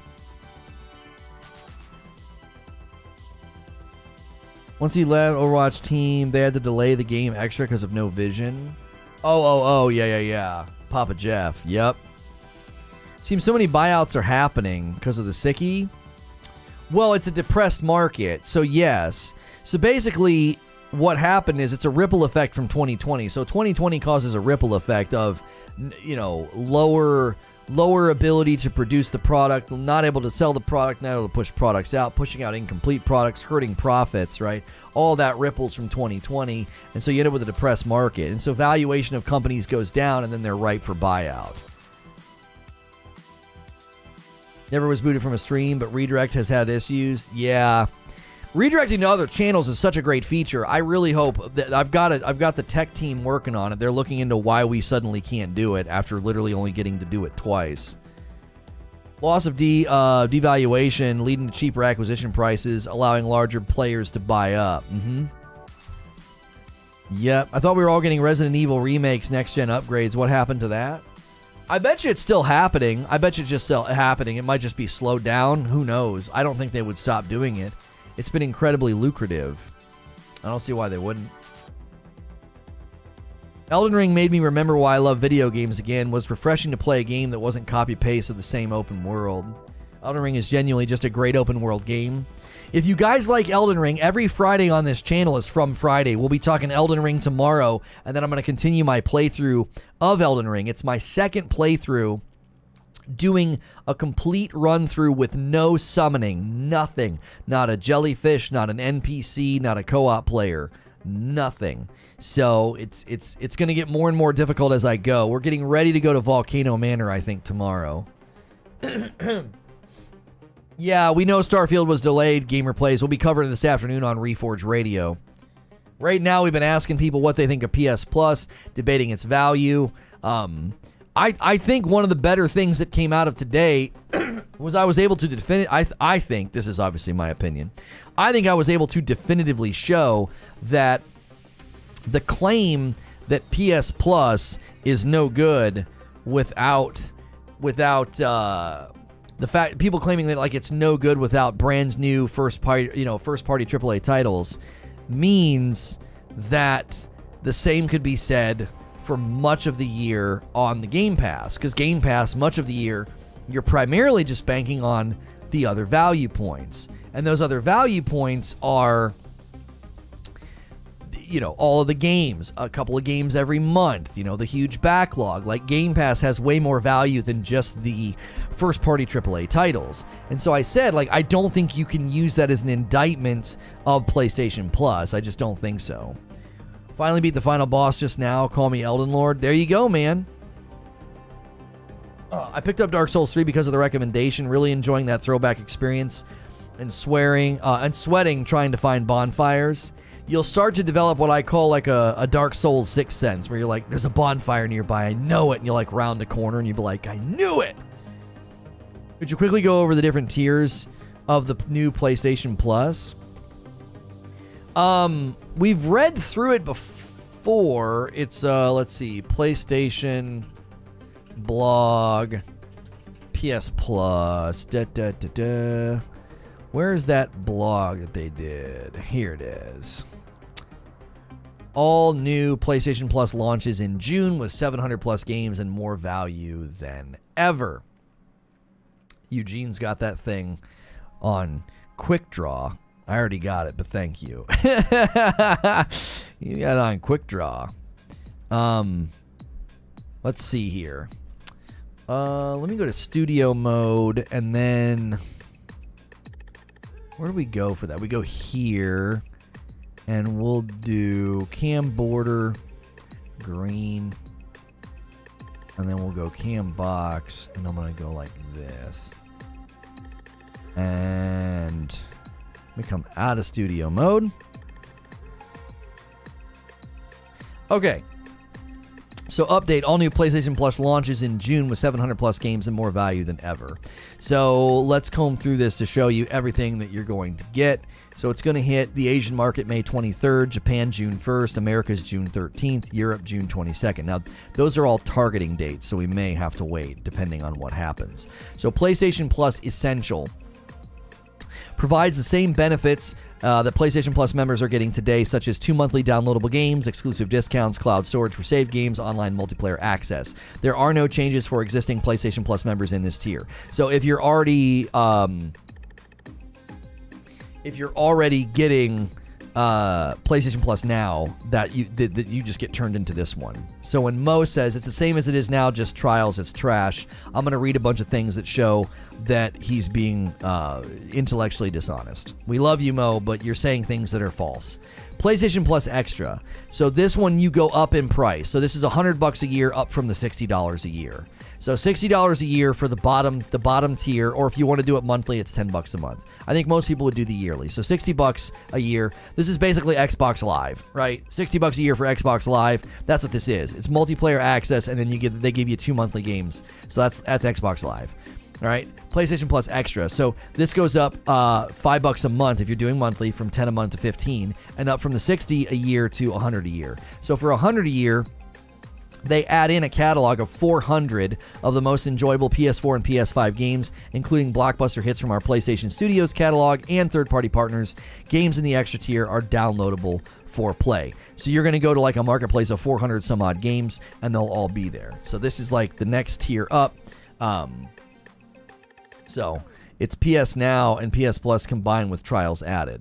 Again, that's incorrect. That's you don't currently have this stuff yet. None of this has been added. Now you go all the way to the tippity top, $18 a month or $120 yearly. So $120 a year, comparable to Xbox's. What is Xbox's a year for their Ultimate? It's like $130. I don't remember what it is. This provides all the previous benefits, and then they're going to add an additional 340 games, going back to PS3 games available for cloud streaming, a catalog of beloved classic games available in both streaming and downloadable options from the original PlayStation, PS2, and PSP. Oh, $180 a year for Xbox's top tier. Okay, so this is cheaper, and you're going to have a larger catalog of games. Offers cloud streaming access for original PlayStation, PS2, PSP, and PS4 games offered in the extra and premium tier markets. Where PlayStation Now is currently available, customers can stream games using PS4 and PS5 consoles and a PC as well. I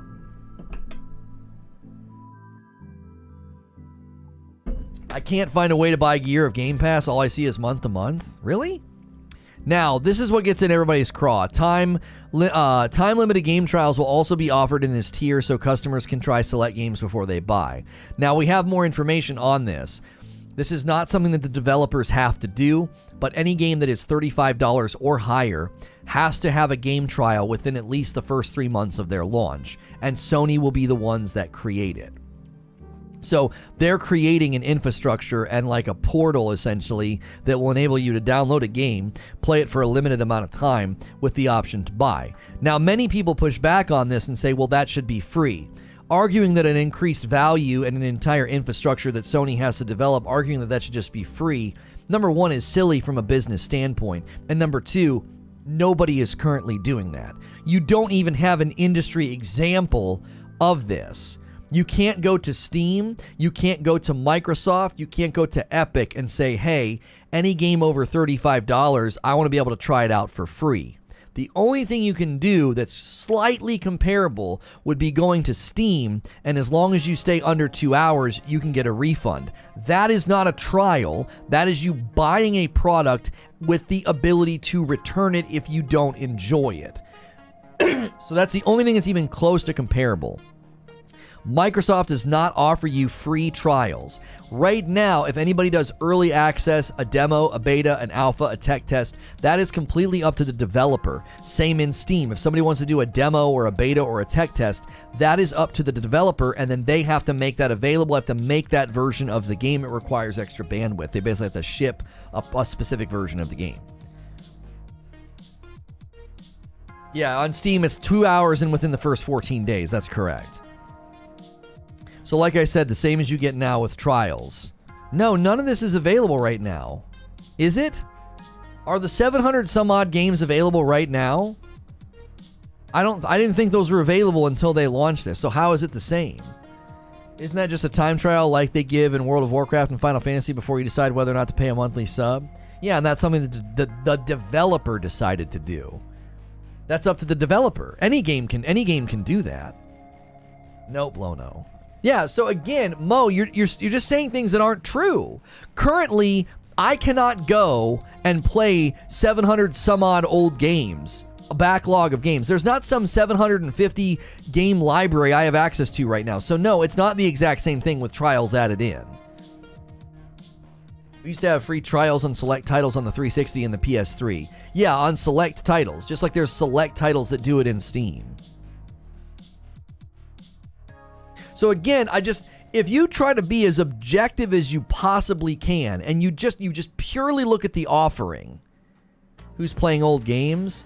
I'm not, but there's many people that'll think it's awesome. I have no desire to play those old games. I will do this subscription for the free games every month, the online access, and the trials of any game above $35. That's why I'm doing this. That's a massive amount of value to me. For the cost of 2 games a year, $120. For the cost of 2 games a year, I get 2 free games every month. I get 750 old games. Like, let's just say we decide to go back and play something goofy one night, me and Madam or something. I can try any game that comes out above $35. Have you ever used PS Now before? Yeah, I've downloaded games and used it for videos. Yeah, I have. But I don't like old games. That's the whole point, right? Everybody's different. Everybody's value judgment on this is going to be dramatically different. I play older games. It's fun to visit some of those games that will never get upgraded. So you don't got PS Now. No, yes I do. Yes I do. I download those monthly games. I've done it before. I do have PS Now. I do. Your kids will love Little Big Planet. The originals are amazing. I've tried replaying old games I thought were great, but they suck.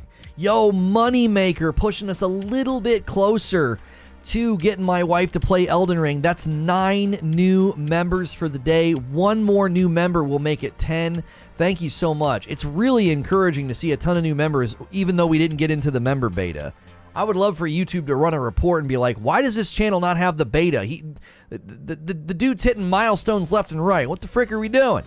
Let's prove ourselves, man. Let's prove ourselves to YouTube. I like my games how I like my women, older. I never got to play Spore due to life. Saw it on Game Pass and went for it. Had it not been on Game Pass, I wouldn't have experienced that. I hope people get that experience on PS Plus. Spore had so much potential. It really did. It was such a good little game.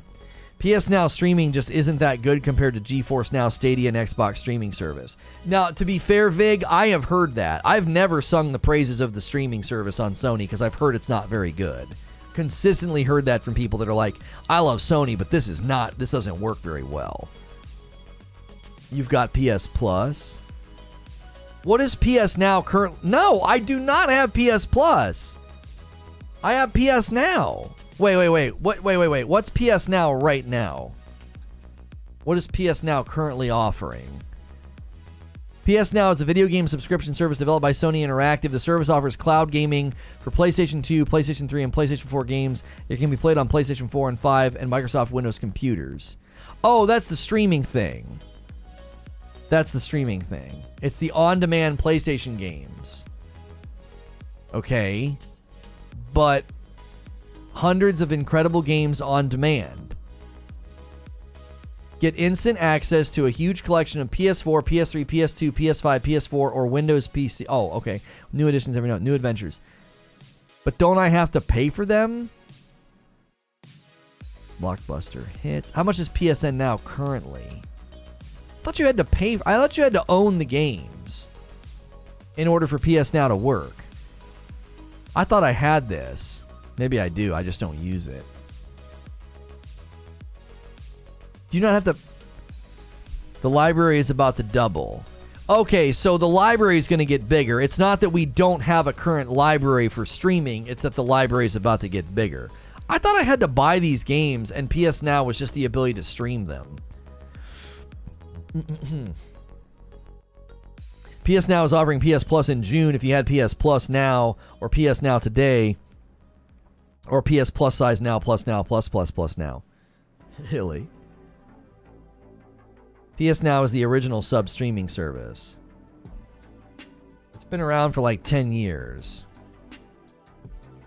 The streaming service is so laggy I can't play those games. PS Plus and PS Now are separate. All the terminology is so confusing.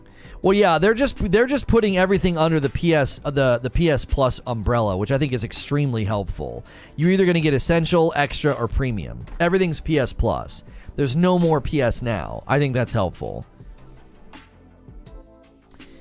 The important part is you will now download all but the PS3. The streaming part is not good.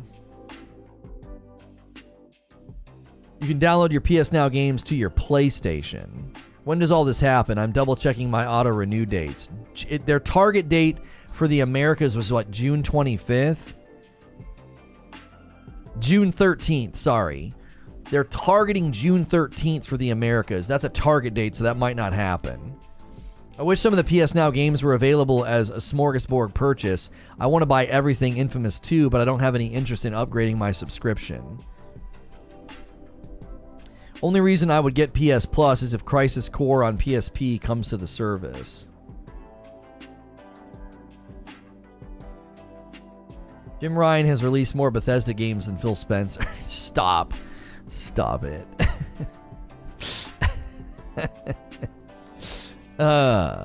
PS Now is dead. It doesn't exist anymore. Everything is now PS Plus. Right. Thanks, y'all. You are better than Google. One thing to notice, Lono, PlayStation Now is not available in my country. The new PS Plus service is and will be available. Licenses of games that you have installed with PS Plus aren't working. Not kidding. Okay, you don't need to type in all caps. I just want the old Ratchet and Clank games, man, says Doom. I think it's funny, the same people bashing PS Now streaming love the cloud on Xbox when Sony uses the same servers. It doesn't mean that the infrastructure is the same, though, just because they're using the same servers. That doesn't mean that it's going that you're going to have the same. Doesn't mean you're going to have the same performance. It's not necessarily true.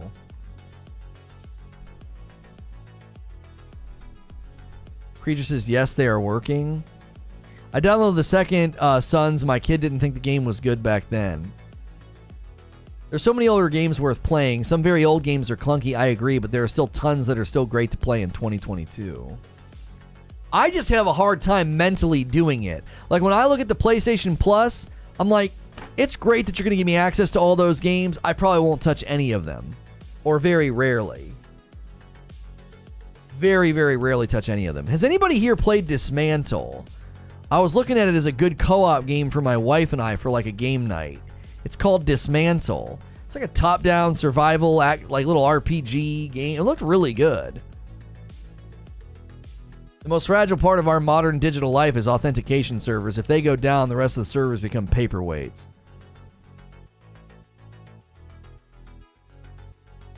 Jason Schreier tweets, last spring before E3, I spoke to some folks on Starfield who are extremely worried about committing to the November 11th date because of the progress they'd made so far. Next Cyberpunk was the term floated. Good on Bethesda for delaying even after announcing that specific date. Yep. That's helpful for our radio coverage later.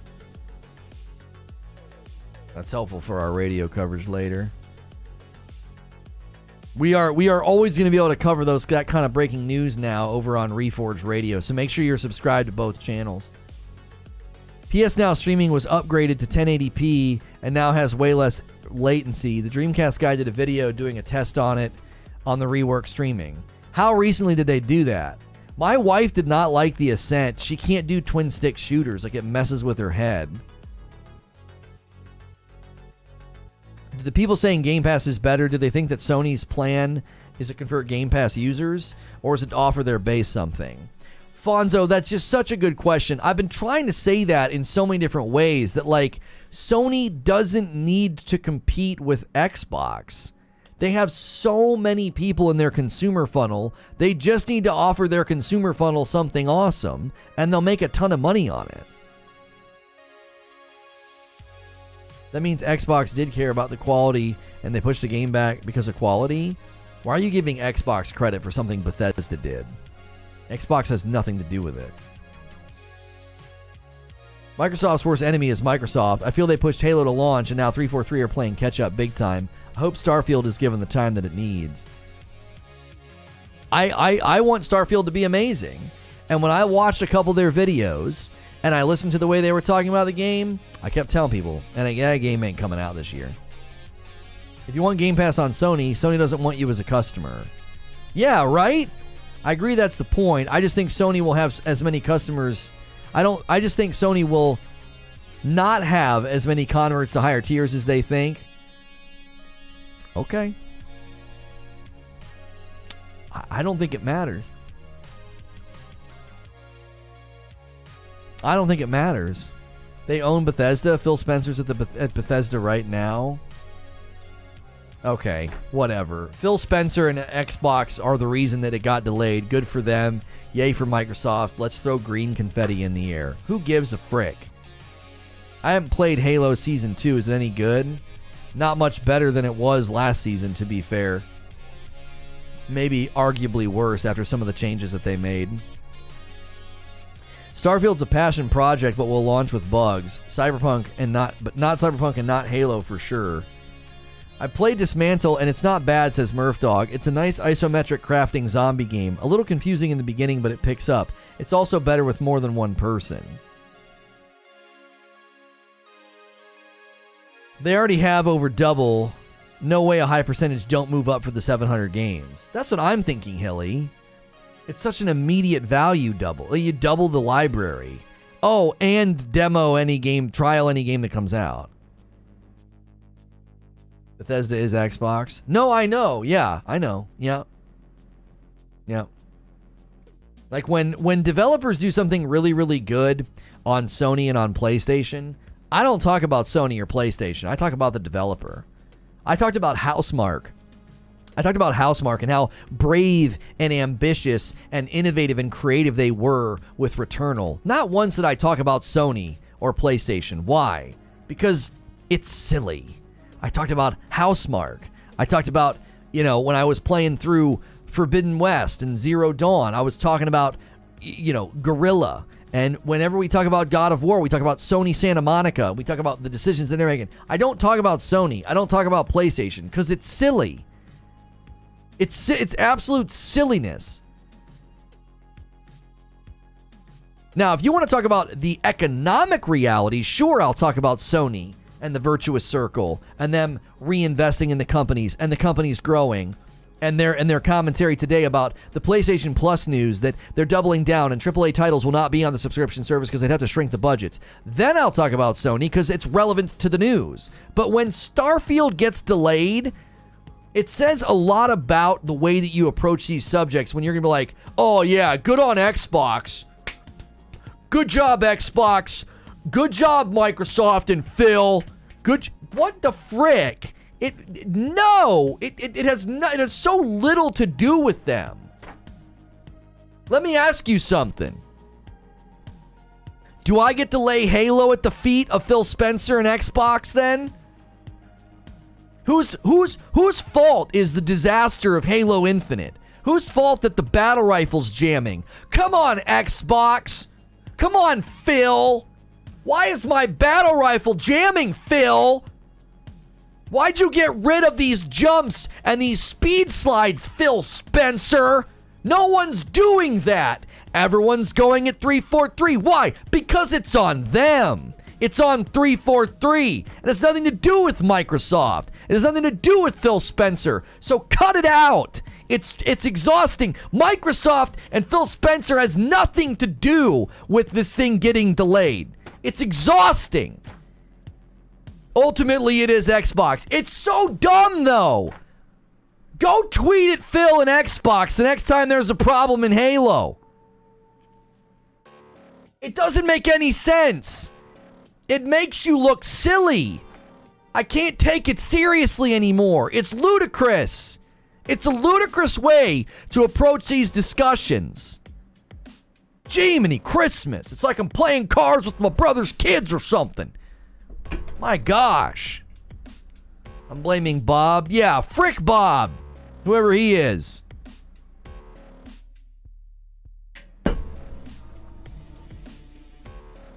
Triggered? This is pretty typical. He's not triggered until he says, shut up, Omar. You picked up a Titanite shard. Xbox brand is just a way for Microsoft to wash dirty money. A tax write-off, perhaps. What the huh? What'd you just type? He's a top exec. It circles back to him.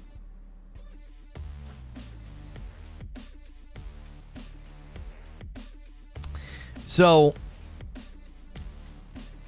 okay. So the battle rifle is jamming in Halo Infinite. That has something to do with Phil Spencer. I'm not talking about you, Mo. I'm talking about the people that are trying to give Xbox credit for this delay. Jiminy Christmas. You know that Microsoft has you when their big title that was assuredly coming this year gets delayed, and you turn that into a positive for Microsoft. Come on. It's liberating to not... Oh my gosh, isn't it? It's so liberating to just speak the truth. That's freaking disappointing. Oh man, that's such a bummer. You turn into a positive for Microsoft? What the frick kind of mental backflip universe do you live in where you're like, that's my Microsoft, man. Big giant first party title gets delayed. Good job, Microsoft. What? It's illogical. It doesn't make any sense. I am all for celebrating, maybe not celebrating is not the right word, giving allowances for delays so that games don't come out broken. I'm totally fine for that. I'm not going to say boo on you for delaying, but the pure idiocy to turn a delay of a Bethesda title into a confetti throw for Microsoft and Xbox is just lunacy. It's utter lunacy. It's definitely not a positive. It's terrible. They have nothing to compete with this year. Right. Call it what it is. They're not putting points on the board. It sucks for Xbox. This is bad for Xbox.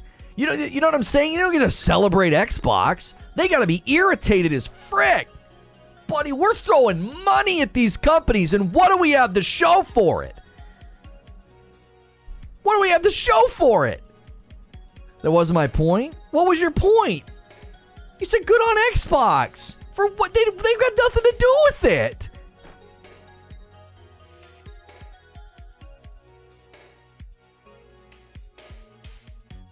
They get a slight pat on the back for delaying, not turning out a crap product, but them getting on a full-on party and kudos. That's what I don't understand.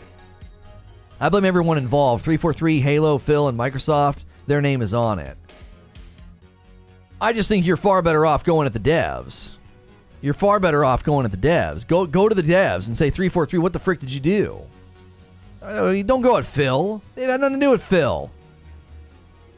Xbox had no game since 2013 because they're letting the developers take their time, Lono. You just don't get it.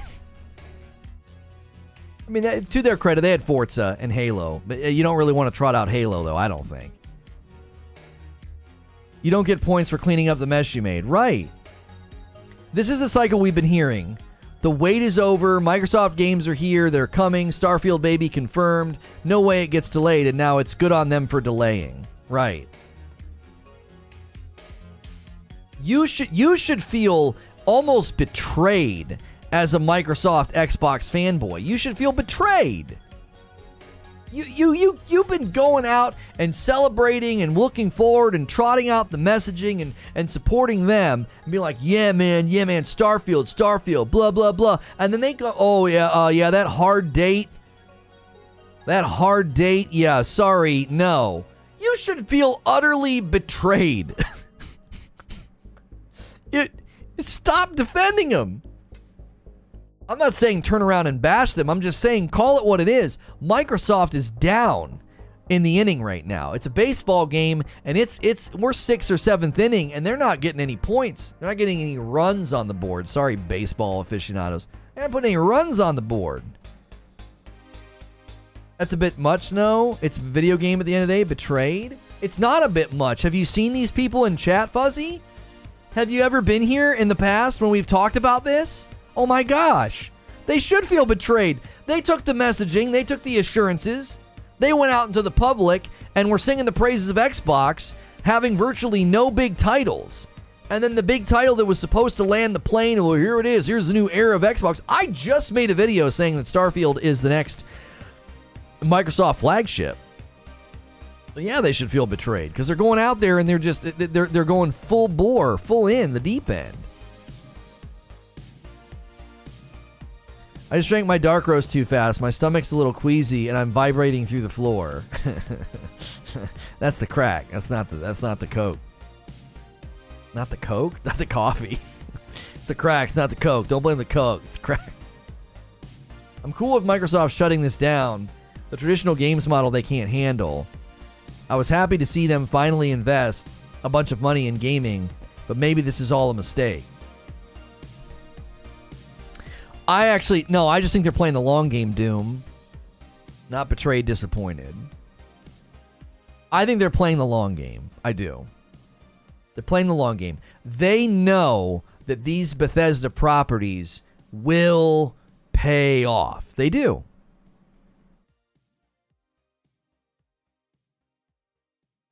I don't take video games as a competition. Games come out, I play it, that's it for me. I'm not saying it's a competition, Fuzzy. I'm simply saying if you accurately analyze the situation, you should be really bummed for Microsoft. Like, man, you guys just can't catch a break. You know, Halo's been a disaster and continues to be a disaster.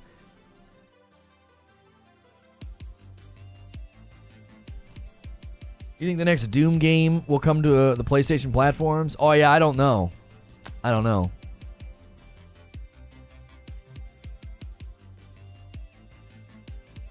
Just took a quick trip to Blip Town. That place was empty.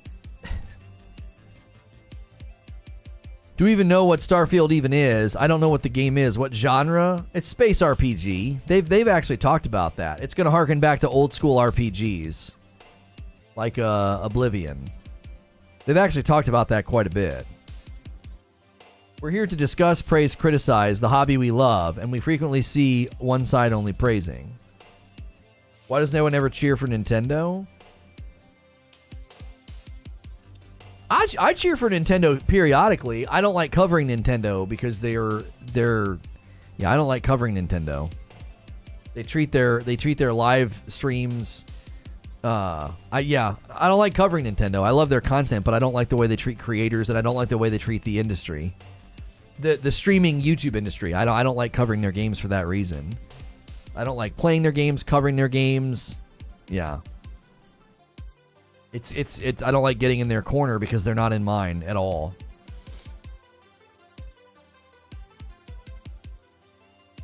Microsoft Studios will be full-on third-party developer by the end of this generation. What do you mean by that? Yeah, Nintendo does kind of just play by their own rules. Yeah. They'll come for you in a heartbeat. Yeah, I don't like covering their games. They make me uneasy. They need to come out and publicly just, commit to being better with content creators before I started really digging into their games. I don't like doing it. I don't like doing it.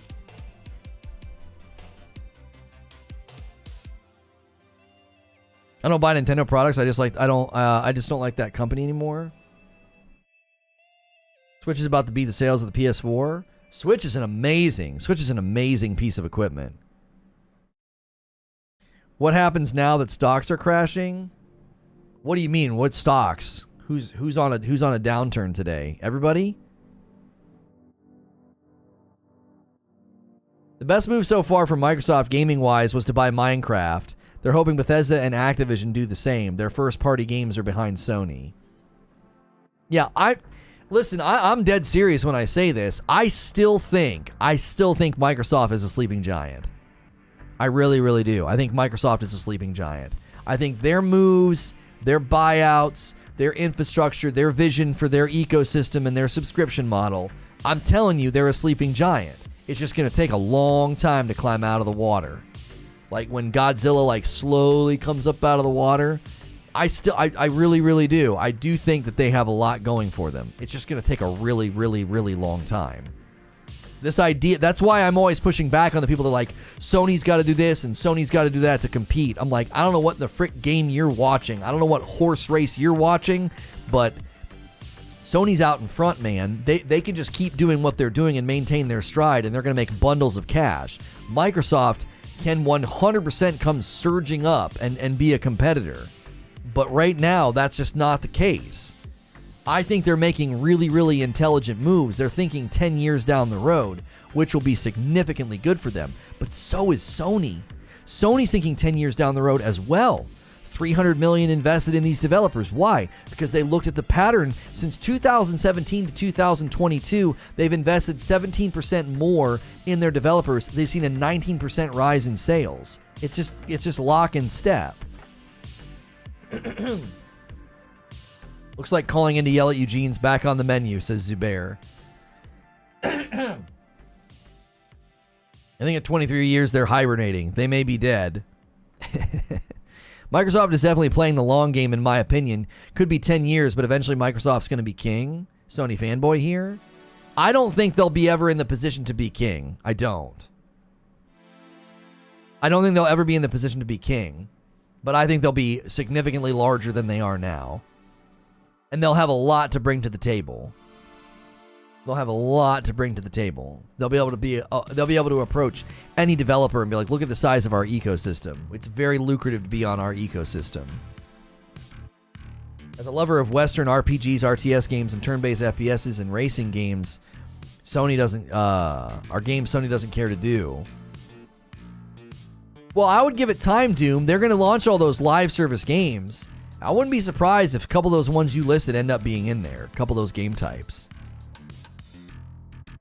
Azure servers make up over 30%. They're not in any rush. They put more into Epic than their own studios. What? Because of the Lego deal with Epic?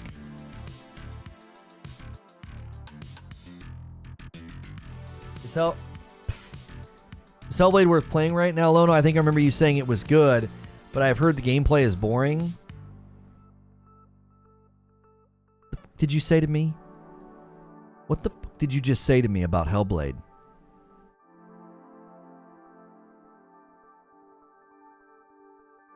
You watch your mouth.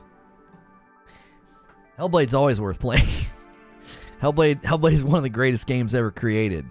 The closest to perfection, the closest to perfect art in gaming form, in my opinion.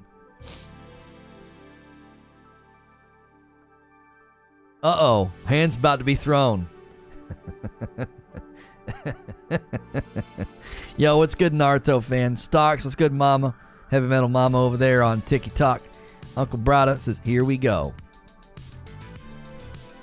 In your opinion, Abe, I will slap the taste out of your mouth.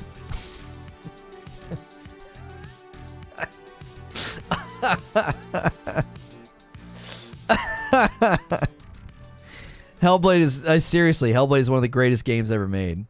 Ordered some of your display with your code, thanks. Yo, thank you. We're about to have an interesting conversation with Displate if you guys keep ordering those. Hey, your man just kind of ghosted me, and yeah.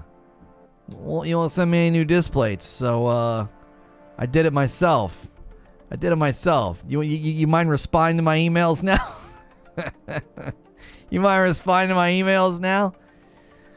We should do a huge push. Like 1 month. Like, everybody save your pennies. And just go nuts. And sell like 100 of these. Be like, you guys feel like playing ball? You guys feel like playing ball? Abe's been here for 30 seconds and he's getting threatened with violence. Abe is an artist. Oh, I've been gone this whole week. I had to make up for it.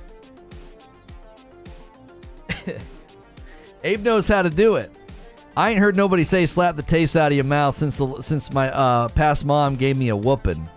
I know how to speak. Listen, Sean. I know how to speak to y'all. That's what it is.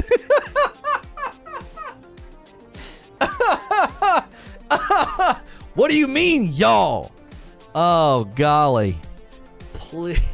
Jiminy Christmas. Hellblade had bad combat and the puzzles were terrible. Not taking it. Robert says, flag on the play. Flag on the play.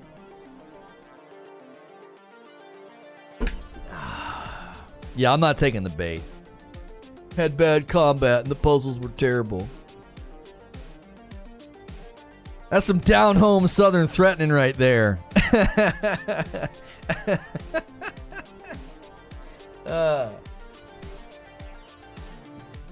Xbox has an upcoming event. Don't count it out yet. Hellblade is a good game for audio, but I wouldn't call it a great game by any stretch. And I liked Hellblade. Yeah, I'm not taking the bait. I'm not taking the bait. You Microsoft guys are conspiring to make me praise a game that's about to be an amazing game for the Xbox platform in Hellblade 2. I know what you're doing. As your attorney, I advise you to stop this line of kidding. I couldn't even type it. I was laughing so hard. When I said I know how to talk to y'all. I'm just glad Wheezy's not here. Wheezy would be giving me some side-eye. I think it would be deserved side-eye, right? You know, you can't be me and not periodically earn the side-eye. Like, that's just part of it. That's just part of life.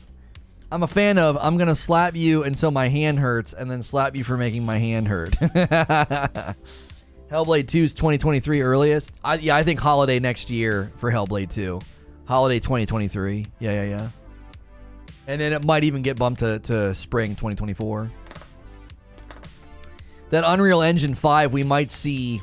It might be like rolling that boulder, right? They push that boulder, Unreal 5, up to the top, and then it might roll down the other side nice and fast. Like, converting and working and doing everything in Unreal 5 could be, massively working in their favor. So you might see the dividends of efficiency and better pipelines when you get on the other side. The pull is split 50-50. Hilarious. Hellblade's just as bad as Halo. Yeah, so you guys just... It's too easy to spot the bait.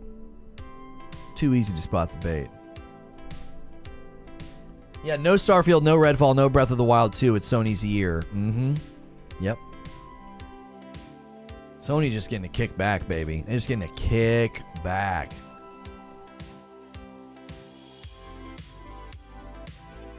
What's coming to Xbox this year?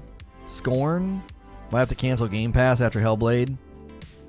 Zelda games are for children. What does Microsoft have left to release this year? I don't know. The Xbox Bethesda Showcase, I really don't know. I think that's why they got the delay info out of the way. They want to be able to hype up Starfield and also have people know that it's not coming. They didn't want to be like, welcome to the Xbox Bethesda Showcase, that big, huge, giant game that everybody's been looking forward to that we gave you assurances was the locked-in date on November the 11th of this year. Oh, yeah, by the way, it's not coming out then. They want to get that out of the way.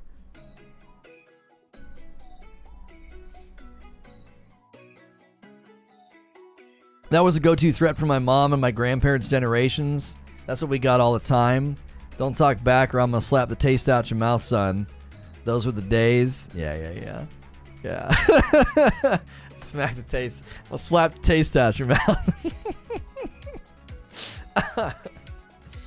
Did you call potato wedges JoJo's? Because I called them JoJo's. And I remember I was working AT&T and this girl's like, what you know about JoJo's? And I was like, what do you know about JoJo's? So what you know about JoJo's? I was like, what do you know about them? Because growing up, the place we went and got pizza called them that. There's an amazing chicken place downtown called Indy's. And their potato wedges are a little spicy. But my gosh, they're amazing.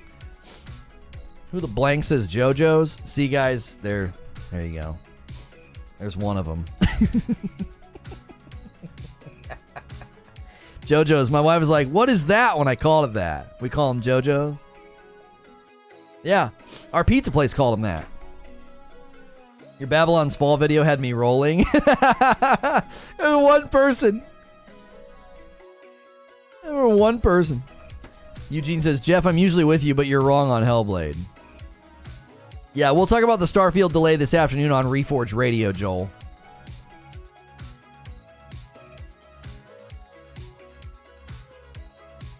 That's news to me.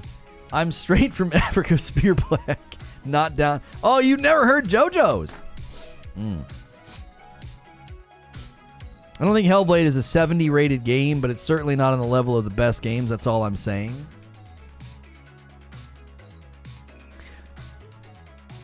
Do I need to trot out all the awards the game has won to show you how ludicrous the claim is that it's like a 70 rated game and it's not at the level of one of the best games?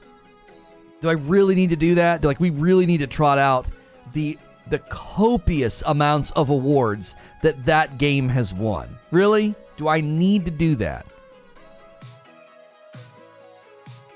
I would just assume defend a lion. Be like, oh yeah, I gotta defend the toughness of a lion. I don't need to defend Hellblade. I might skip radio today. Not a good day for Xbots. Soda versus pop, that's the debate.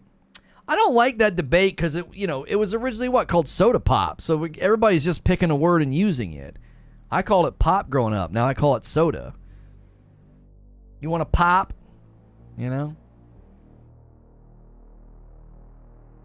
Will the Sony trials hurt Reforge first look? Nope. Because there's plenty of people that won't want to bother until they see it. There's still people that'll do that. You know what I mean?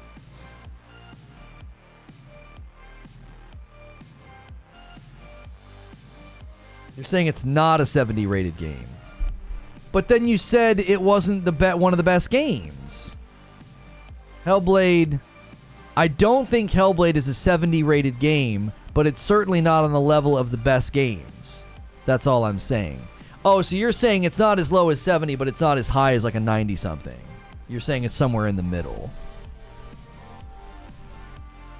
I love how Biomutant and Deathloop, not everyone does, but for me they were awesome experiences. Lono loves Hellblade, so to him it's an all-time classic. I don't just love Hellblade. Hellblade is objectively one of the greatest video games ever created. At an objective level. People hate when I do that. I'm going to get comments from Donut on this. He's like, quit using the objective-subjective thing. No, I actually think at an objective level, Hellblade is one of the greatest games ever created. It's not about what I like or don't like. It's not about that. Watch a documentary on it. Watch a documentary on it, and then look at all the awards it's won, and try and fight me on it. Try to.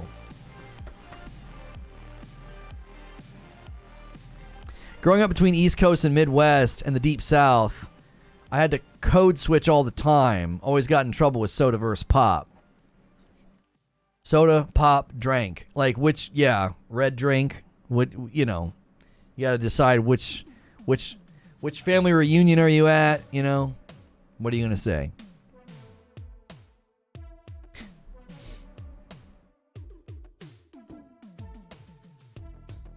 I didn't know my innocent comment would spark a debate. I wanted to find a good game for the weekend. You got to play Hellblade with headphones. Isn't it like an Xbox 360 game? No, Devil's Advocate, sure. I'll put it next to all the rewards Deathloop received.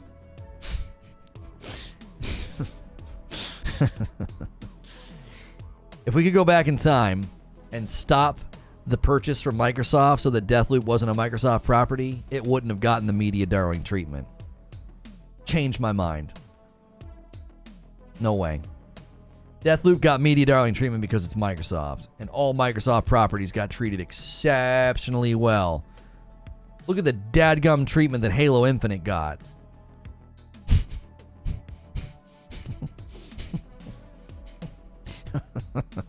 Microsoft, brother.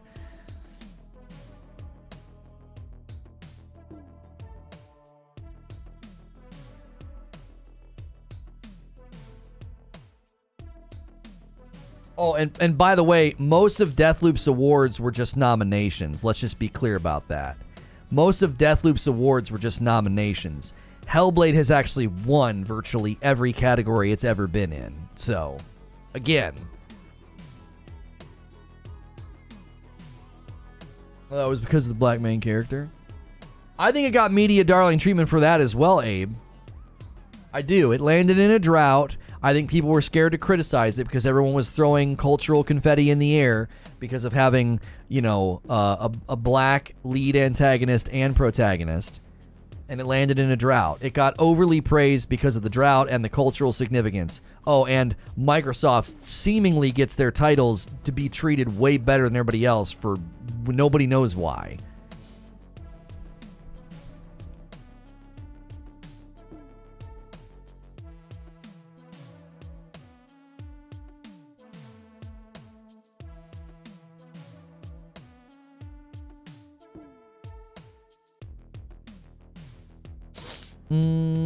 Oh, shoot. We're 8 minutes away. Hang on. I gotta schedule next show.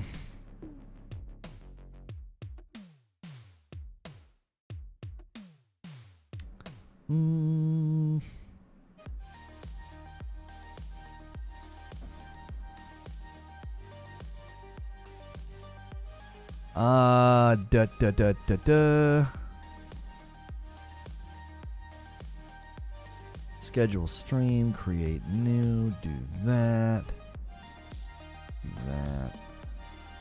We're going to be jumping into the Division 2 Season 9 momentarily.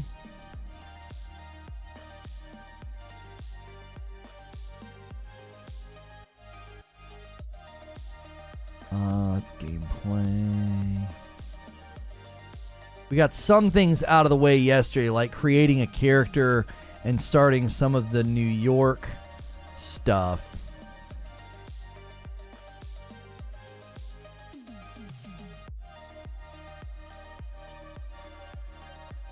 Okay.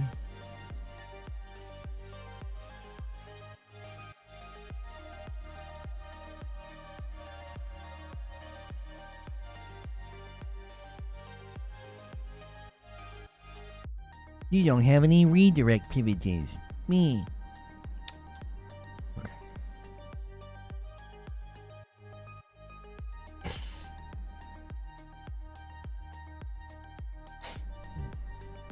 Deathloop was fun, but it wasn't the second coming of Jesus like everybody said. No. It wasn't even close to the level that they said. There's way too many things to criticize in that game. There's way too many things to criticize in that game. Like, watch my criticisms of that game, watch SkillUp's criticisms of that game, and then where are the criticisms for Hellblade? Where are they? Like, where are they? You won't get to experience much of the new content in Division 2 until you beat the DLC campaign. Well, that'll make for a great stream. We'll show people, like, what it's like to come back to the game right now if you buy the, if you're going to buy back in right now and get take advantage of all the sales and stuff. Lono jumps at any chance to put him and SkillUp in the same sentence. Right. Just like you jump at the chance to put stuff in chat for attention. Hellblade combat took you out of immersion. It literally was button mashing. No, it wasn't. There was a whole parry system. There was a whole slowdown system. It was perfectly fine combat.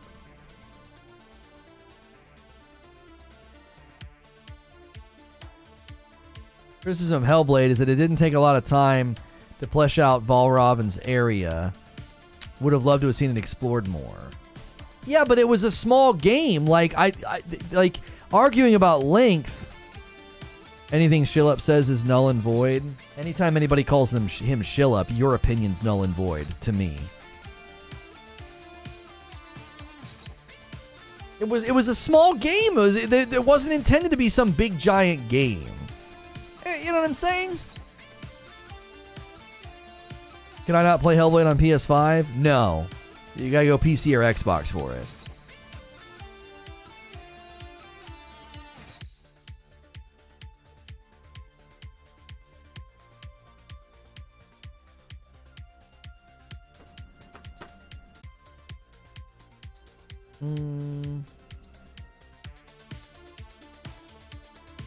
I liked it. I'm just saying, if I had to criticize. Yes, you know what, Lemon Drop, I'll agree with that. If you have to criticize it for something, it's like, man, it could be a little bit longer. There's certainly criticism for Hellblade. The combat was not great. The puzzles were not great. The package altogether was not good. Opinion, opinion, opinion, opinion. None of that's criticism. There are design criticisms for Deathloop. Like actual fundamental gameplay design criticisms, not the puzzles weren't great. The combat wasn't great. That's not a criticism. That's an opinion. Yeah, we just had a blip of some kind. At a ground level, there were good system, genre, combat level, AI level criticisms for Deathloop. Being like, oh, I didn't think the combat was that great in Hellblade. That's not a criticism. I didn't think that the puzzles were that great. Well, okay, but that's just opinion. That's not a criticism. You'd have to get into puzzle design and talk about, as a puzzle, why it wasn't designed well. Because I would look at the puzzles and say they did incredibly creative use of 3D space while combining the feeling of having psychosis with having your visual perception of reality altered depending on where you moved. It actually went hand in hand with the genre, as well as the storytelling, as well as the narrative and the story and the experience that the player is supposed to have a subversive experience, so they feel like they are, in the position that Senua is in.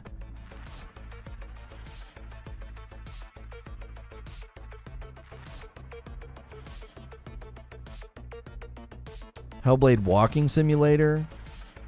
Is that like one of the new easy lob thoughtless criticisms now? Because somebody said it about Death Stranding, so now people say that? Walking simulator? Really? Hellblade has better audio, story, puzzles, and bosses than God of War 2018. Slow down. Slow down, bro. Slow all the way frick down.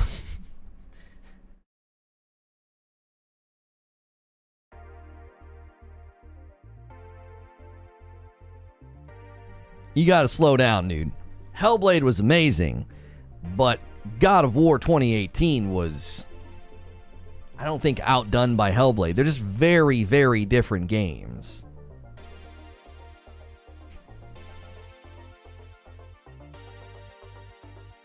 Pump those brakes, son. Daddy, chill. Yeah, as much as I love Hellblade, Hellblade's like a spiritual experience for me. That's why it's at the top upper echelon of games for me. It, Returnal, and Ghost of Tsushima, and the Ori games are in a special category. They're not video games to me. They're pure artistic experiences. There's something special about all those games, okay?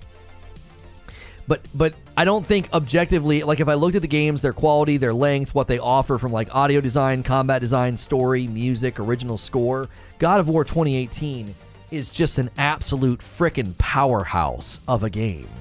It is a powerhouse of a game.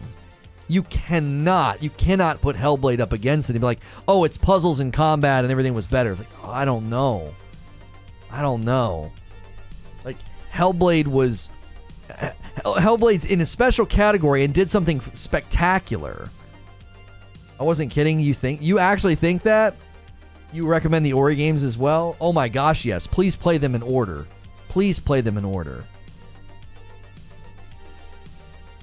I would actually sandwich Hollow Knight in between.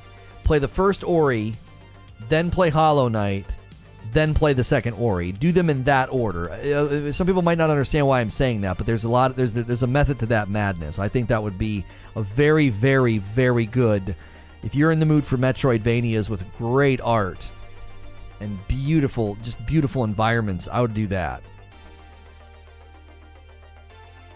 You enjoyed Hellblade more than God of War? I enjoyed them for different reasons.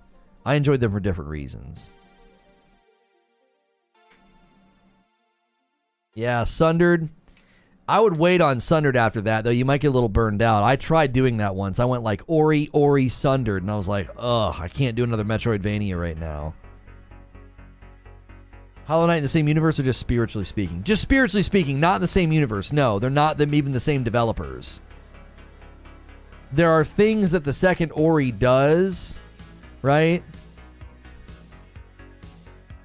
There are things that the second Ori does that is very, very much inspired and taken from Hollow Knight. And I think you'll enjoy the improvements that they do in the second Ori after playing Hollow Knight.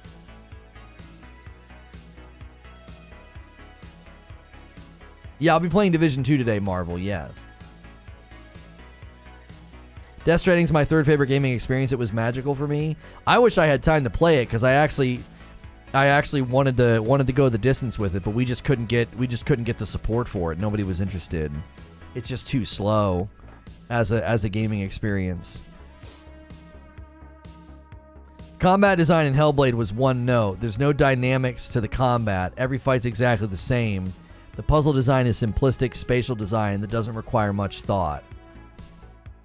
Okay, so the combat, the problems with the criticism of your combat is you're making a criticism of something that it didn't set out to do.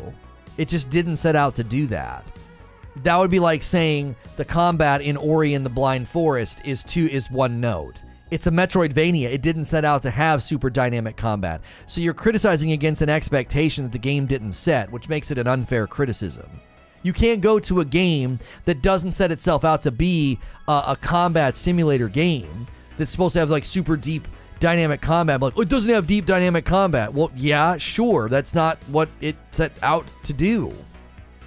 Like, Ori and the Blind Forest didn't set out to do that either. So to be like, yeah, I didn't like Ori and the Blind Forest. Thought it was pretty boring. Why? Well, the combat's pretty one-dimensional. What?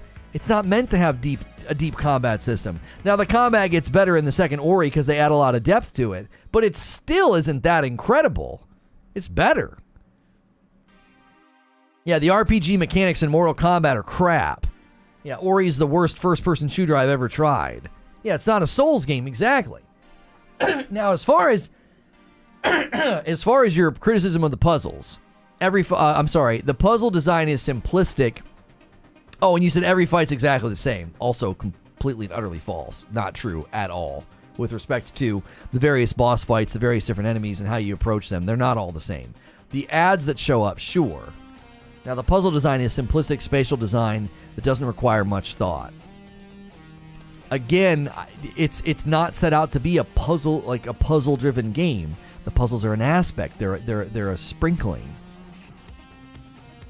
It's an action-adventure game that doesn't have combat. Tell me that you don't understand the game without telling me you don't understand the game. That's why you didn't like it. You're approaching the game thinking that, oh, this is going to be an action-adventure game. That is not what Hellblade is setting out to be at all. You have to let that game be its own thing, its own method of storytelling, its own method of experience delivery. It's not an action-adventure game. There's action-adventure elements, but it's not an action-adventure game.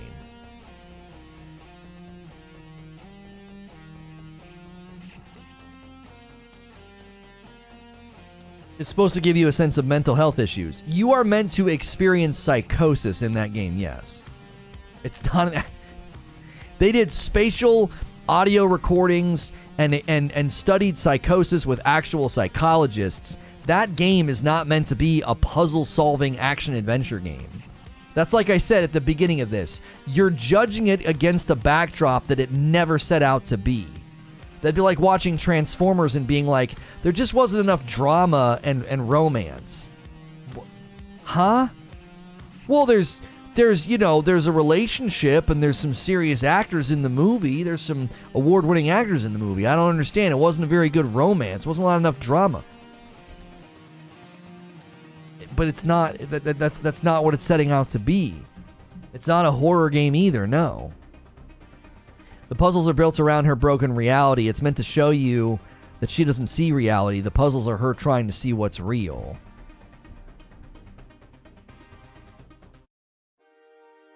Right, the puzzles and the combat are supporting structures for the experience and the art of what Hellblade is. That's why I'm saying, like, you don't understand what they're doing. Like, I'm not trying to be condescending, but like, I feel like it's a fundamental misunderstanding of what the game is. I like it. I have a platinum trophy for it. I like the game. I'll admit that's my opinion, but it just wasn't me and it was for you. I swear to frick, I enjoy games and movies more because I go in without all these expectations and I just kind of let it do its thing. Why do I get so fired up about Star Wars movies? Because I go in with expectations that weren't just set by the previous movies, but were set by the franchise in and of itself. So that's why my ire and my criticism rages hot. But when I go into like a Transformers movie or some throwaway action movie, I'm just going to let this thing be what it is and just have fun, eat some popcorn, and go home. And with Hellblade, I had no idea what I was going to experience. I had no idea what the game was meant to be. And it absolutely blew me away. I was wearing headphones because people said put on headphones. The game says put on headphones. The opening sequence, the opening narrative, and I was just in. I was like, oh my gosh, what is this? What is this story? What is this experience and journey that you're bringing me on? So combat, simplistic, sure. Puzzles, not that insane? Yeah, I don't think they're meant to be. Yeah, and then they make you think it's a rogue at some level. If you die too much, yeah. Super Mario Odyssey doesn't have a good combat system. It's just jump, 0 out of 10. I get the creative design, but at the end of it, it's a game, and it should follow what should be expected of a game. No! No, it should not. Absolutely not. If you're going to play Hellblade and be like, it needs to hit the notes of like what games and what expectations about games should hit, no, it would have interfered with what they did, with what they set out to do. All the parts come together for a great game. If one or two aspects are incredibly bad, it takes out the immersion. There's nothing incredibly bad about the game, though. Even Corey isn't saying that. Corey's just saying it was too simplistic. It was too one note. I'm conceding the combat was very much one note, yes. Just like the combat in Ori and the Blind Forest was very much one note. You know.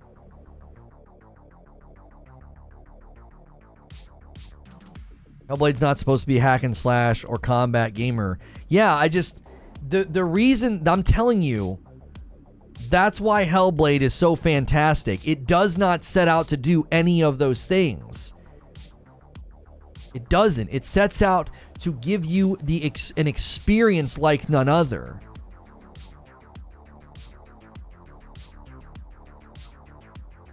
I'm with Lono 100%. All a game needs to be is what the developers want it to be. Then you decide as a player if it's for you. We're going to have to agree to disagree there. We fundamentally are not going to see eye to eye. No, we're not. Because I think Hellblade is special. It's not just another video game. And part of your criticism is literally that. It doesn't do something that like another video game should do or video games should do. By the way, if you're just tuning in or you've been having some problems on YouTube, we lost some people and now we seem to be bouncing back. We're well off topic now. We discussed PlayStation Plus news, Sony doubling down with investment, Sony doubling down with saying they're not going to be putting their first-party AAA titles on their subscription service. They'd have to cut budgets. It would deteriorate their games. We are looking to hit another milestone. We are looking to get another milestone. So smash that like button. We might actually get 400 likes on the video today. We only need about 34 more. Also, we got 9 new members today, pushing us closer and closer to my wife having to play Elden Ring. Push us a little bit further if you can. If you've never done a membership on YouTube before, it's $5 a month, and we do extra content for members on Thursday afternoon and Friday nights. Tomorrow night is community game night, and this afternoon it's kind of an AMA. We will also be going over to Reforge Radio this afternoon. We will be covering the Starfield delays, the Redfall delays. We didn't really cover that today. We touched on it and kind of stayed away from it. We will also be checking out the Division 2 Season 9 gameplay today. So it's a great reason to be subscribed to my channels. We cover as much possible gaming news as we could in a 6 or 7 hour period throughout the day. And now we're debating Hellblade, because I love the game and people were talking poorly about it. And so I threw down the gauntlet and talked about how it's one of the greatest games ever made. For me, Hellblade was a journey of despair, doubt, and longing through Senua's eyes. It's a masterpiece in storytelling. Gaming needs more games like this. Exactly, Hemulin. Exactly. It's not just a game. It's one thing to say it's not for you. It's not everyone's cup of tea. It's a fantastic game. Plenty of reviewers even agree. It's not a 10 out of 10 perfect game in my opinion, but it is an amazing game. Have you played Rogue Legacy 2? No. It looked really good. It looked really good. Hats off to you for going all in. Thank you, Cliff. I think the game as an artistic expression is great, and it is let down by the components that are less than ideal for games of its genre, which is described as action-adventure. Yeah, that's not the genre. That's not the genre. I appreciate what you're saying, but I reject that. That's not the genre. It's in its own. It's in its own category. Stands on its own. I went out to do something special, and it did that to the It went out to do something special, and it did that to the umpteenth degree. That's right. It exceeded its own goals in my mind. Games are art. Each developer tries to create their own vision, and we know these games when we play them. Like, here's fundamentally why I don't accept what you're saying, Corey. It would be like judging an album and being like, it's a great album, but it just isn't a very good metal album. Because it's like some metal band or something. Like, I don't like that rigidity in genres and categories. I don't find that helpful. My chat wasn't sending. Y'all making me want to buy Hellblade right now. Just check $30 on the PS Store for me right now. Wait, it is in the PlayStation Store? Give it a shot. It's a roguelike game, $20 on Xbox and PC. I was going to do a first look on it because it just launched, but we're a little bit late to it, I think. There's a difference between I didn't like this and it could have done better and calling those aspects incredibly bad. It's one of those games where you have to wear headphones or have surround sound speakers to immerse yourself. Yes, 100%. Never played Hellblade, but it looked awesome. I think Hellblade's a must-play by all gamers. I think everyone should play it. Lono would not like Rogue Legacy 2. It's very much a rogue and it's punishing. Lono doesn't vibe with rogues, not named Returnal. They're good for first looks though, Zubair. There's what was the rogue? What was it? The one that we put Have a Nice Death. Have a Nice Death. And Vesper just got updated to the Zero Light Edition. I might do a first look about that, and then we can hit first look with it. Vesper just got an update, and Vesper just hit Switch today. Exactly, I looked it up. It's an action-adventure. I don't care. I don't care that that's the genre that's been tacked onto it. That doesn't mean anything with respect to the game, its aims, and what the developers set out to do. It's a necessity of the industry to pick at some level a genre, yes. But that doesn't restrict the game to that category, as if, well, because you put action-adventure, your game fundamentally failed. So it's to be a great action-adventure game. I believe games can have action-adventure attached to them, and it can merely be, it has action-adventure elements, but that doesn't mean it's an action-adventure game. There are plenty of games with RPG elements, but they're not an RPG. Think about it from that perspective. There are tons of action-adventure games that have RPG elements, and if you criticize them and said, it just isn't a very good RPG, people would be perfectly right to say, whoa, wait. It's not really an RPG. It has RPG elements. You see what I'm saying? Whether it's Horizon Zero Dawn or God of War or Spider-Man or any of these action-adventure games that have RPG elements, and if you were like, it really is a bad RPG game. Like, what? No. There's elements. So there's elements of Hellblade that's action-adventure, but no one in their right mind that's played it beginning to end would be like, yeah, it's clearly an action-adventure game. What? No. Like God of War, right. God of War has RPG elements, but you would never be like, well, I saw RPG tacked onto it, and it's just a bad RPG. Show me a game that's listed as an RPG that's not one, though? Sure, yeah, no problem. Give me 2 seconds here. me 2 seconds. Just go in here and click on old, where is it? Where is it? We'll just do Days Gone.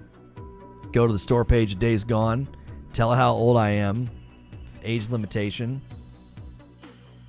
Here we go. Perfect example. Days Gone is an open-world zombies post-apocalyptic survival game. Days Gone has survival elements. It's not a survival game. Do you understand? Days Gone has survival elements. Days Gone is not a survival game. God of War in the Steam storefront. Action, adventure, single player, story rich, 3D. Where's RPG? Is RPG listed? Apply this tag. Popular used to find tags. They don't have RPG on here? That's stupid. It should have it because it has RPG elements in it.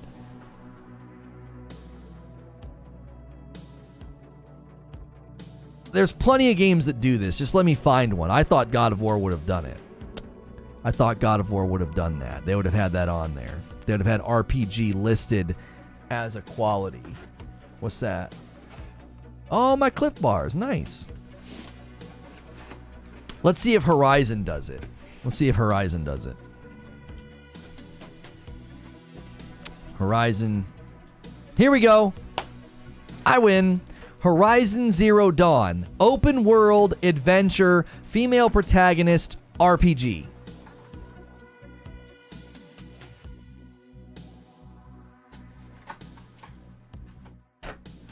Plenty of games put that as part of their description. They put that as part of their category, and it's not an RPG game. It has RPG elements.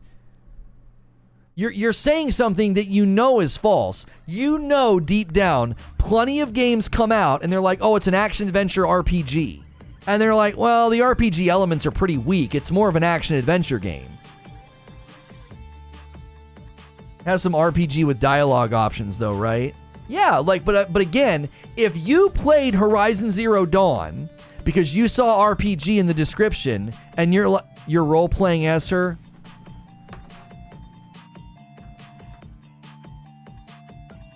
Diaz. So you think RPG as a category, it applies because you're role-playing as Aloy.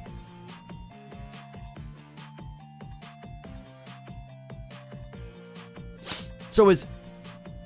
Oh my gosh. So you're role-playing as Senua then too, so is Hellblade an RPG? What are you even saying? That's just utter nonsense.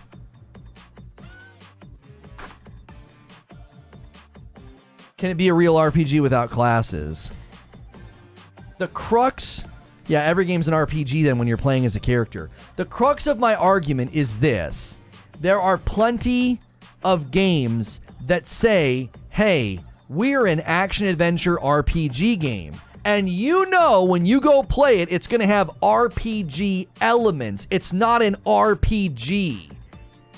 You're going to be like, well, the RPG is a little weak. Yeah, you're right. It has RPG elements. Just like Hellblade has action-adventure elements, but it's not an action-adventure game. Over the years, they keep changing the definition of RPGs and making everything RPGs, and it bothered me so much. I grew up with real RPGs like Baldur's Gate. You're removing the game from its context and criticizing it, so I'm done, says Eugene. That's what I'm trying to show you. If the devs choose to classify it as one, yes.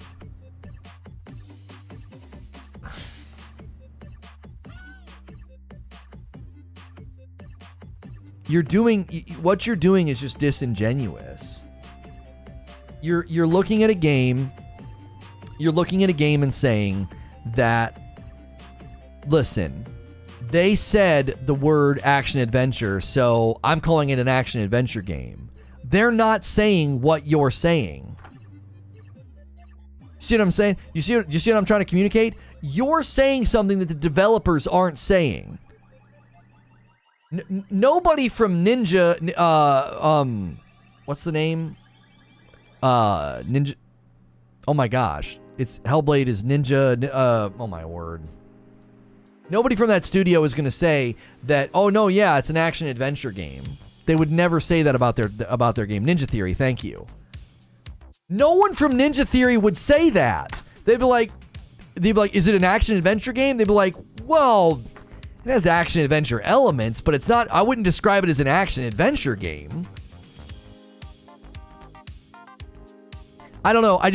The idea that, like, you're trying to justify your criticism by putting the game into a box that the game doesn't put itself in just because it aligns itself with those categories. Horizon Forbidden West is better than Horizon Zero Dawn. Fact? Okay.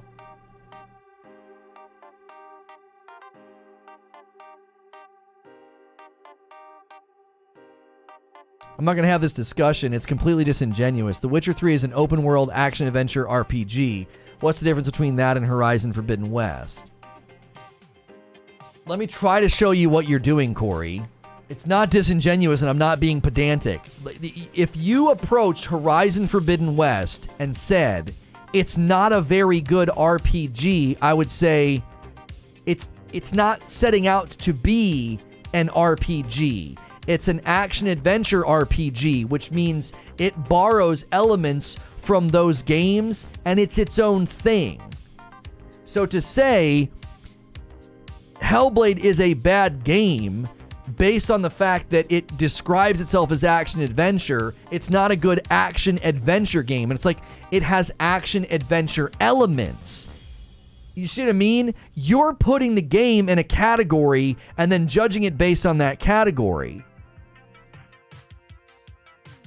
And Horizon Zero Dawn and Forbidden West, they have RPG elements, but you would, if you're being honest, you would say primarily it's an action-adventure game. It has far more action-adventure elements than RPG elements. Now, they actually, they increase the RPG elements in Forbidden West compared to Zero Dawn. That's definitely true. Yeah, Halo Infinite has a skill tree. Is it an RPG? Right. A skill tree doesn't equate to an RPG. Where that's basically what's in Forbidden West, is a skill tree and like item levels and crafting. There's RPG elements there. There 100% is. Anyone who grew up with RPG games knows the distinction of even action RPGs, which are not the same as linear story-based action games with upgrade trees. Right, it's not... You could argue that Returnal is a bad rogue in terms of rogue elements, but it does a fantastic job using the loop system to tell a story. The rogue mechanics weren't the focus. I actually would argue that the way they use the rogue mechanics makes it an amazing rogue game, but...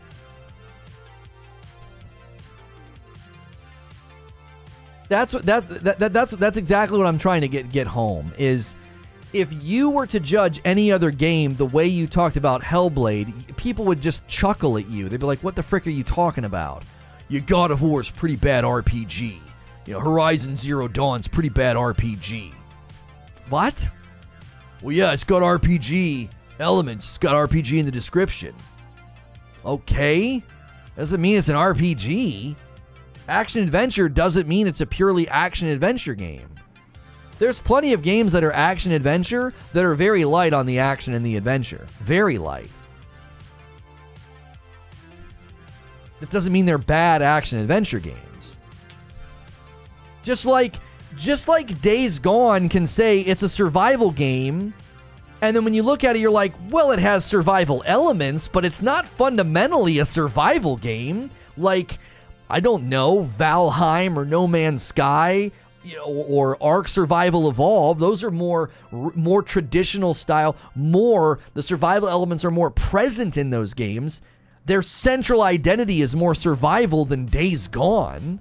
So if you're like, I'm really looking forward to playing Days Gone, man, can't wait to get into another survival game, and you play and you're like, it's not really a good survival game, I'd be like, but yes, you're right, it's not a survival game. You're judging it according to a category that it's not in that category. It merely borrows elements of the category.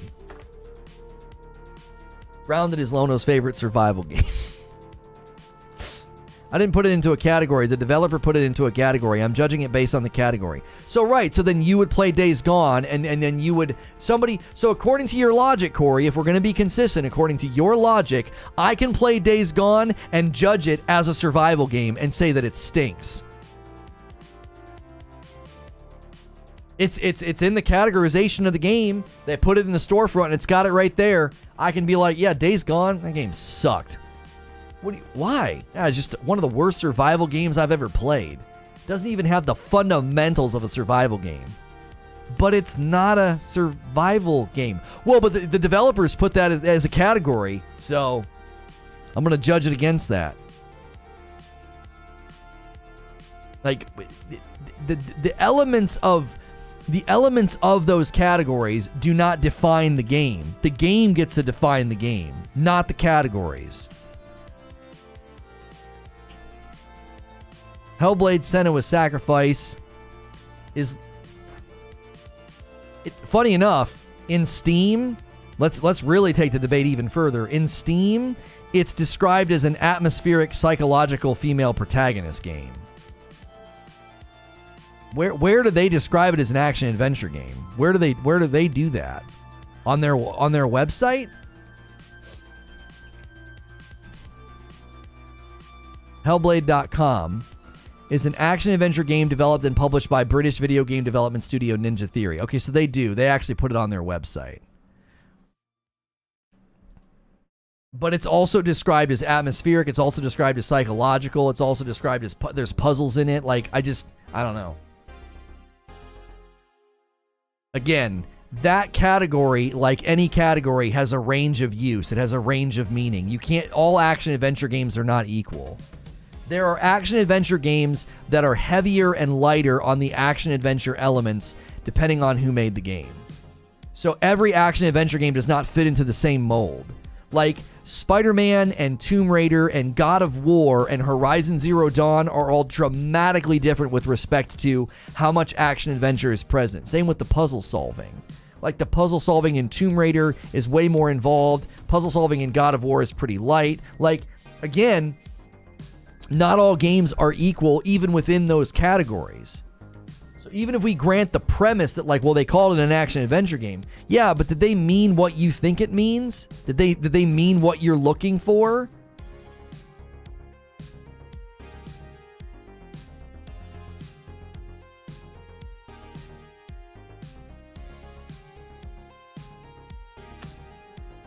Ten minutes ago, I thought I knew what RPG was. Now I'm not sure. RPG seems too broad nowadays.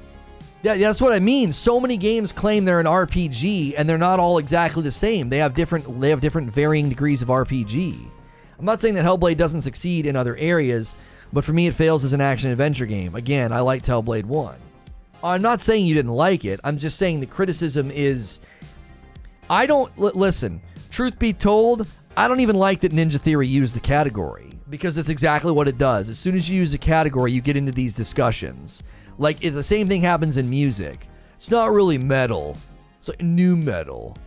It's more like grunge metal. It's more like... It's like... what are we even saying at that point? The categories themselves are ill-defined, in my opinion. They're not even that well-defined. Like, action, adventure, game is a hybrid genre and can include many games which might be better categorized under more narrow genres. Typically, pure adventure games have situational problems for the player to solve with very little or no action. Just an adventure game. If there is action, it's generally confined to isolated mini-games. Pure action games have gameplay based on real-time interactions that challenge the reflexes. Therefore, action-adventure games engage both reflexes and problem-solving in both violent and non-violent situations. So, you have the reflexes in the combat, because there is an element of parrying, especially in the boss fights, and then the problem-solving, the puzzles themselves, navigating the world.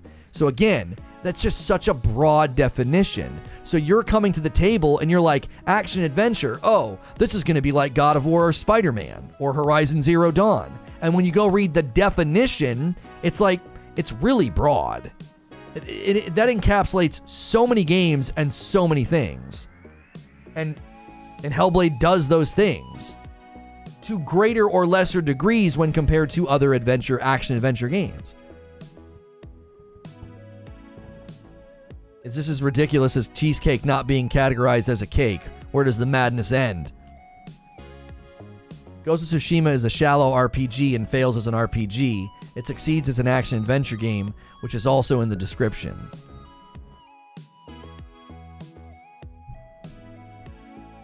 Yeah, but earlier you defined it as, oh, you're role-playing as Aloy.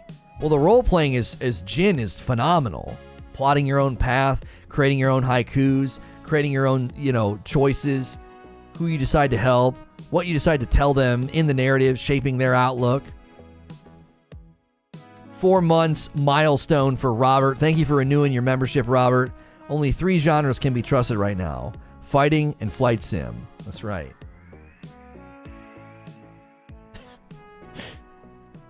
Fighting and flight sim.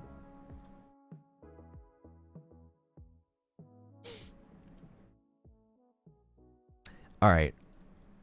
Hang on a second.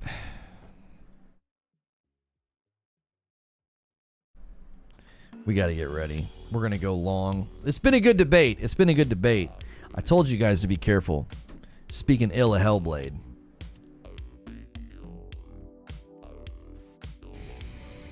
Not that Corey was speaking ill of Hellblade.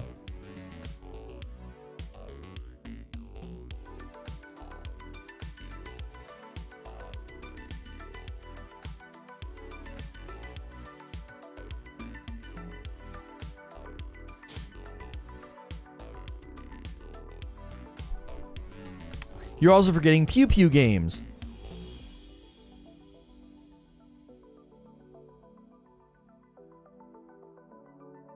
Are you role-playing every time you play a character in any game? Right, that's what I mean. Like, if you're going to say that's what role-playing is, generally speaking, that's not what people mean when they say, oh, the game's an RPG or has RPG elements. Like, there are generally accepted colloquialisms within the gaming world. Claim no.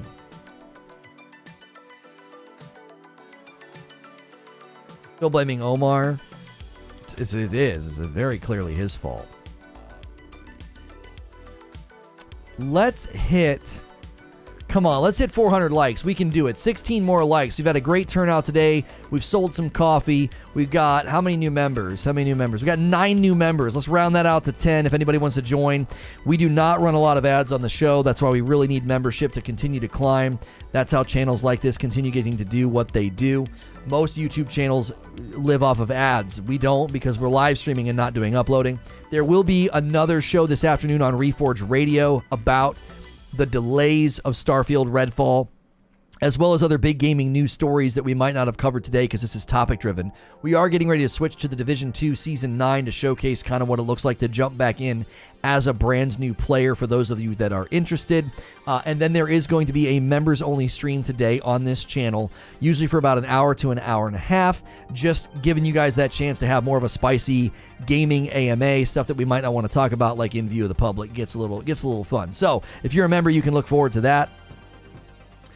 Gaming or radio, which one would you like to sub on? We really want to see the numbers grow on gaming. We really need people to move their memberships from the old radio channel to the new radio channel. I want to see about 200 members on that channel before we start doing members streams with Madam. And there was like 400 members on what is now First Look.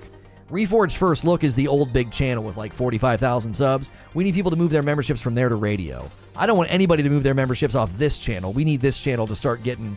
Our goal here is 1,000 members. And then my wife will do a cam reveal when she plays with me on Friday nights. That's our goal for this channel. So, but for radio, we mainly need people who were supporting radio and becoming a member and all of that for the Madam streams where she was like giving you guys insight and answering your questions on the radio show. We need people to do that. That's completely separate from this channel, though. Everyone liked the video. I appreciate you, dude. I wouldn't even known about the Division 2 update. Yeah, no problem. I'm going to quickly run upstairs, hit some ads, and use the restroom. I'm going to turn off the TikTok stream. So if you're on TikTok, you're going to have to come over to youtube.com/Reforge Gaming if you want to see the gameplay. And thanks so much for being here. I am going to hit some ads. Consider becoming a member, ordering coffee, hitting like, hitting subscribe, all the things. I'll be right back.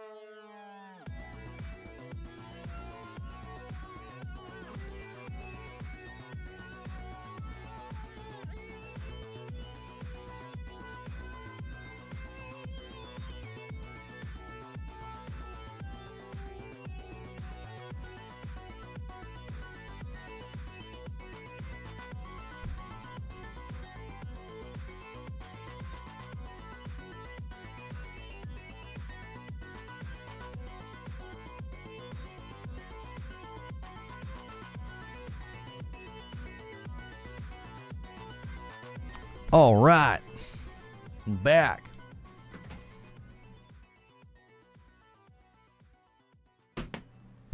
You guys want the chair? I will get your emote back, I promise.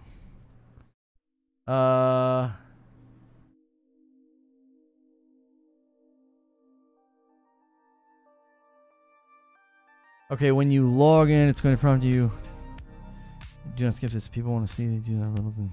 Using mode. Okay, okay. Good word, creature. Okay.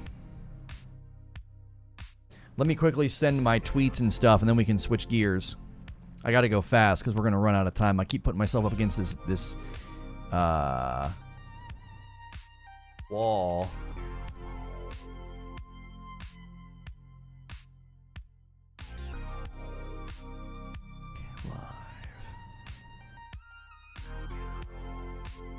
Where are we on time? Frick. I keep putting myself up against the wall.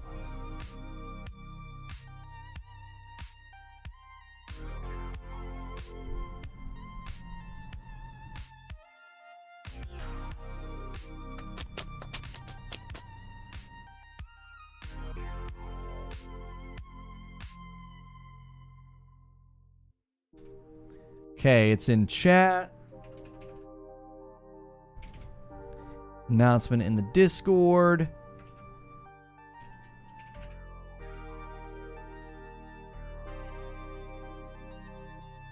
Tweet.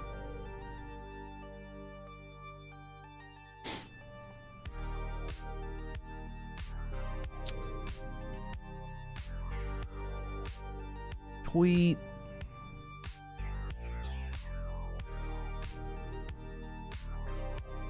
And we gotta go cap card, shrink me a little bit, and then go like this. Okay. Oh yeah, we also did this. Orange it up, baby. Okay.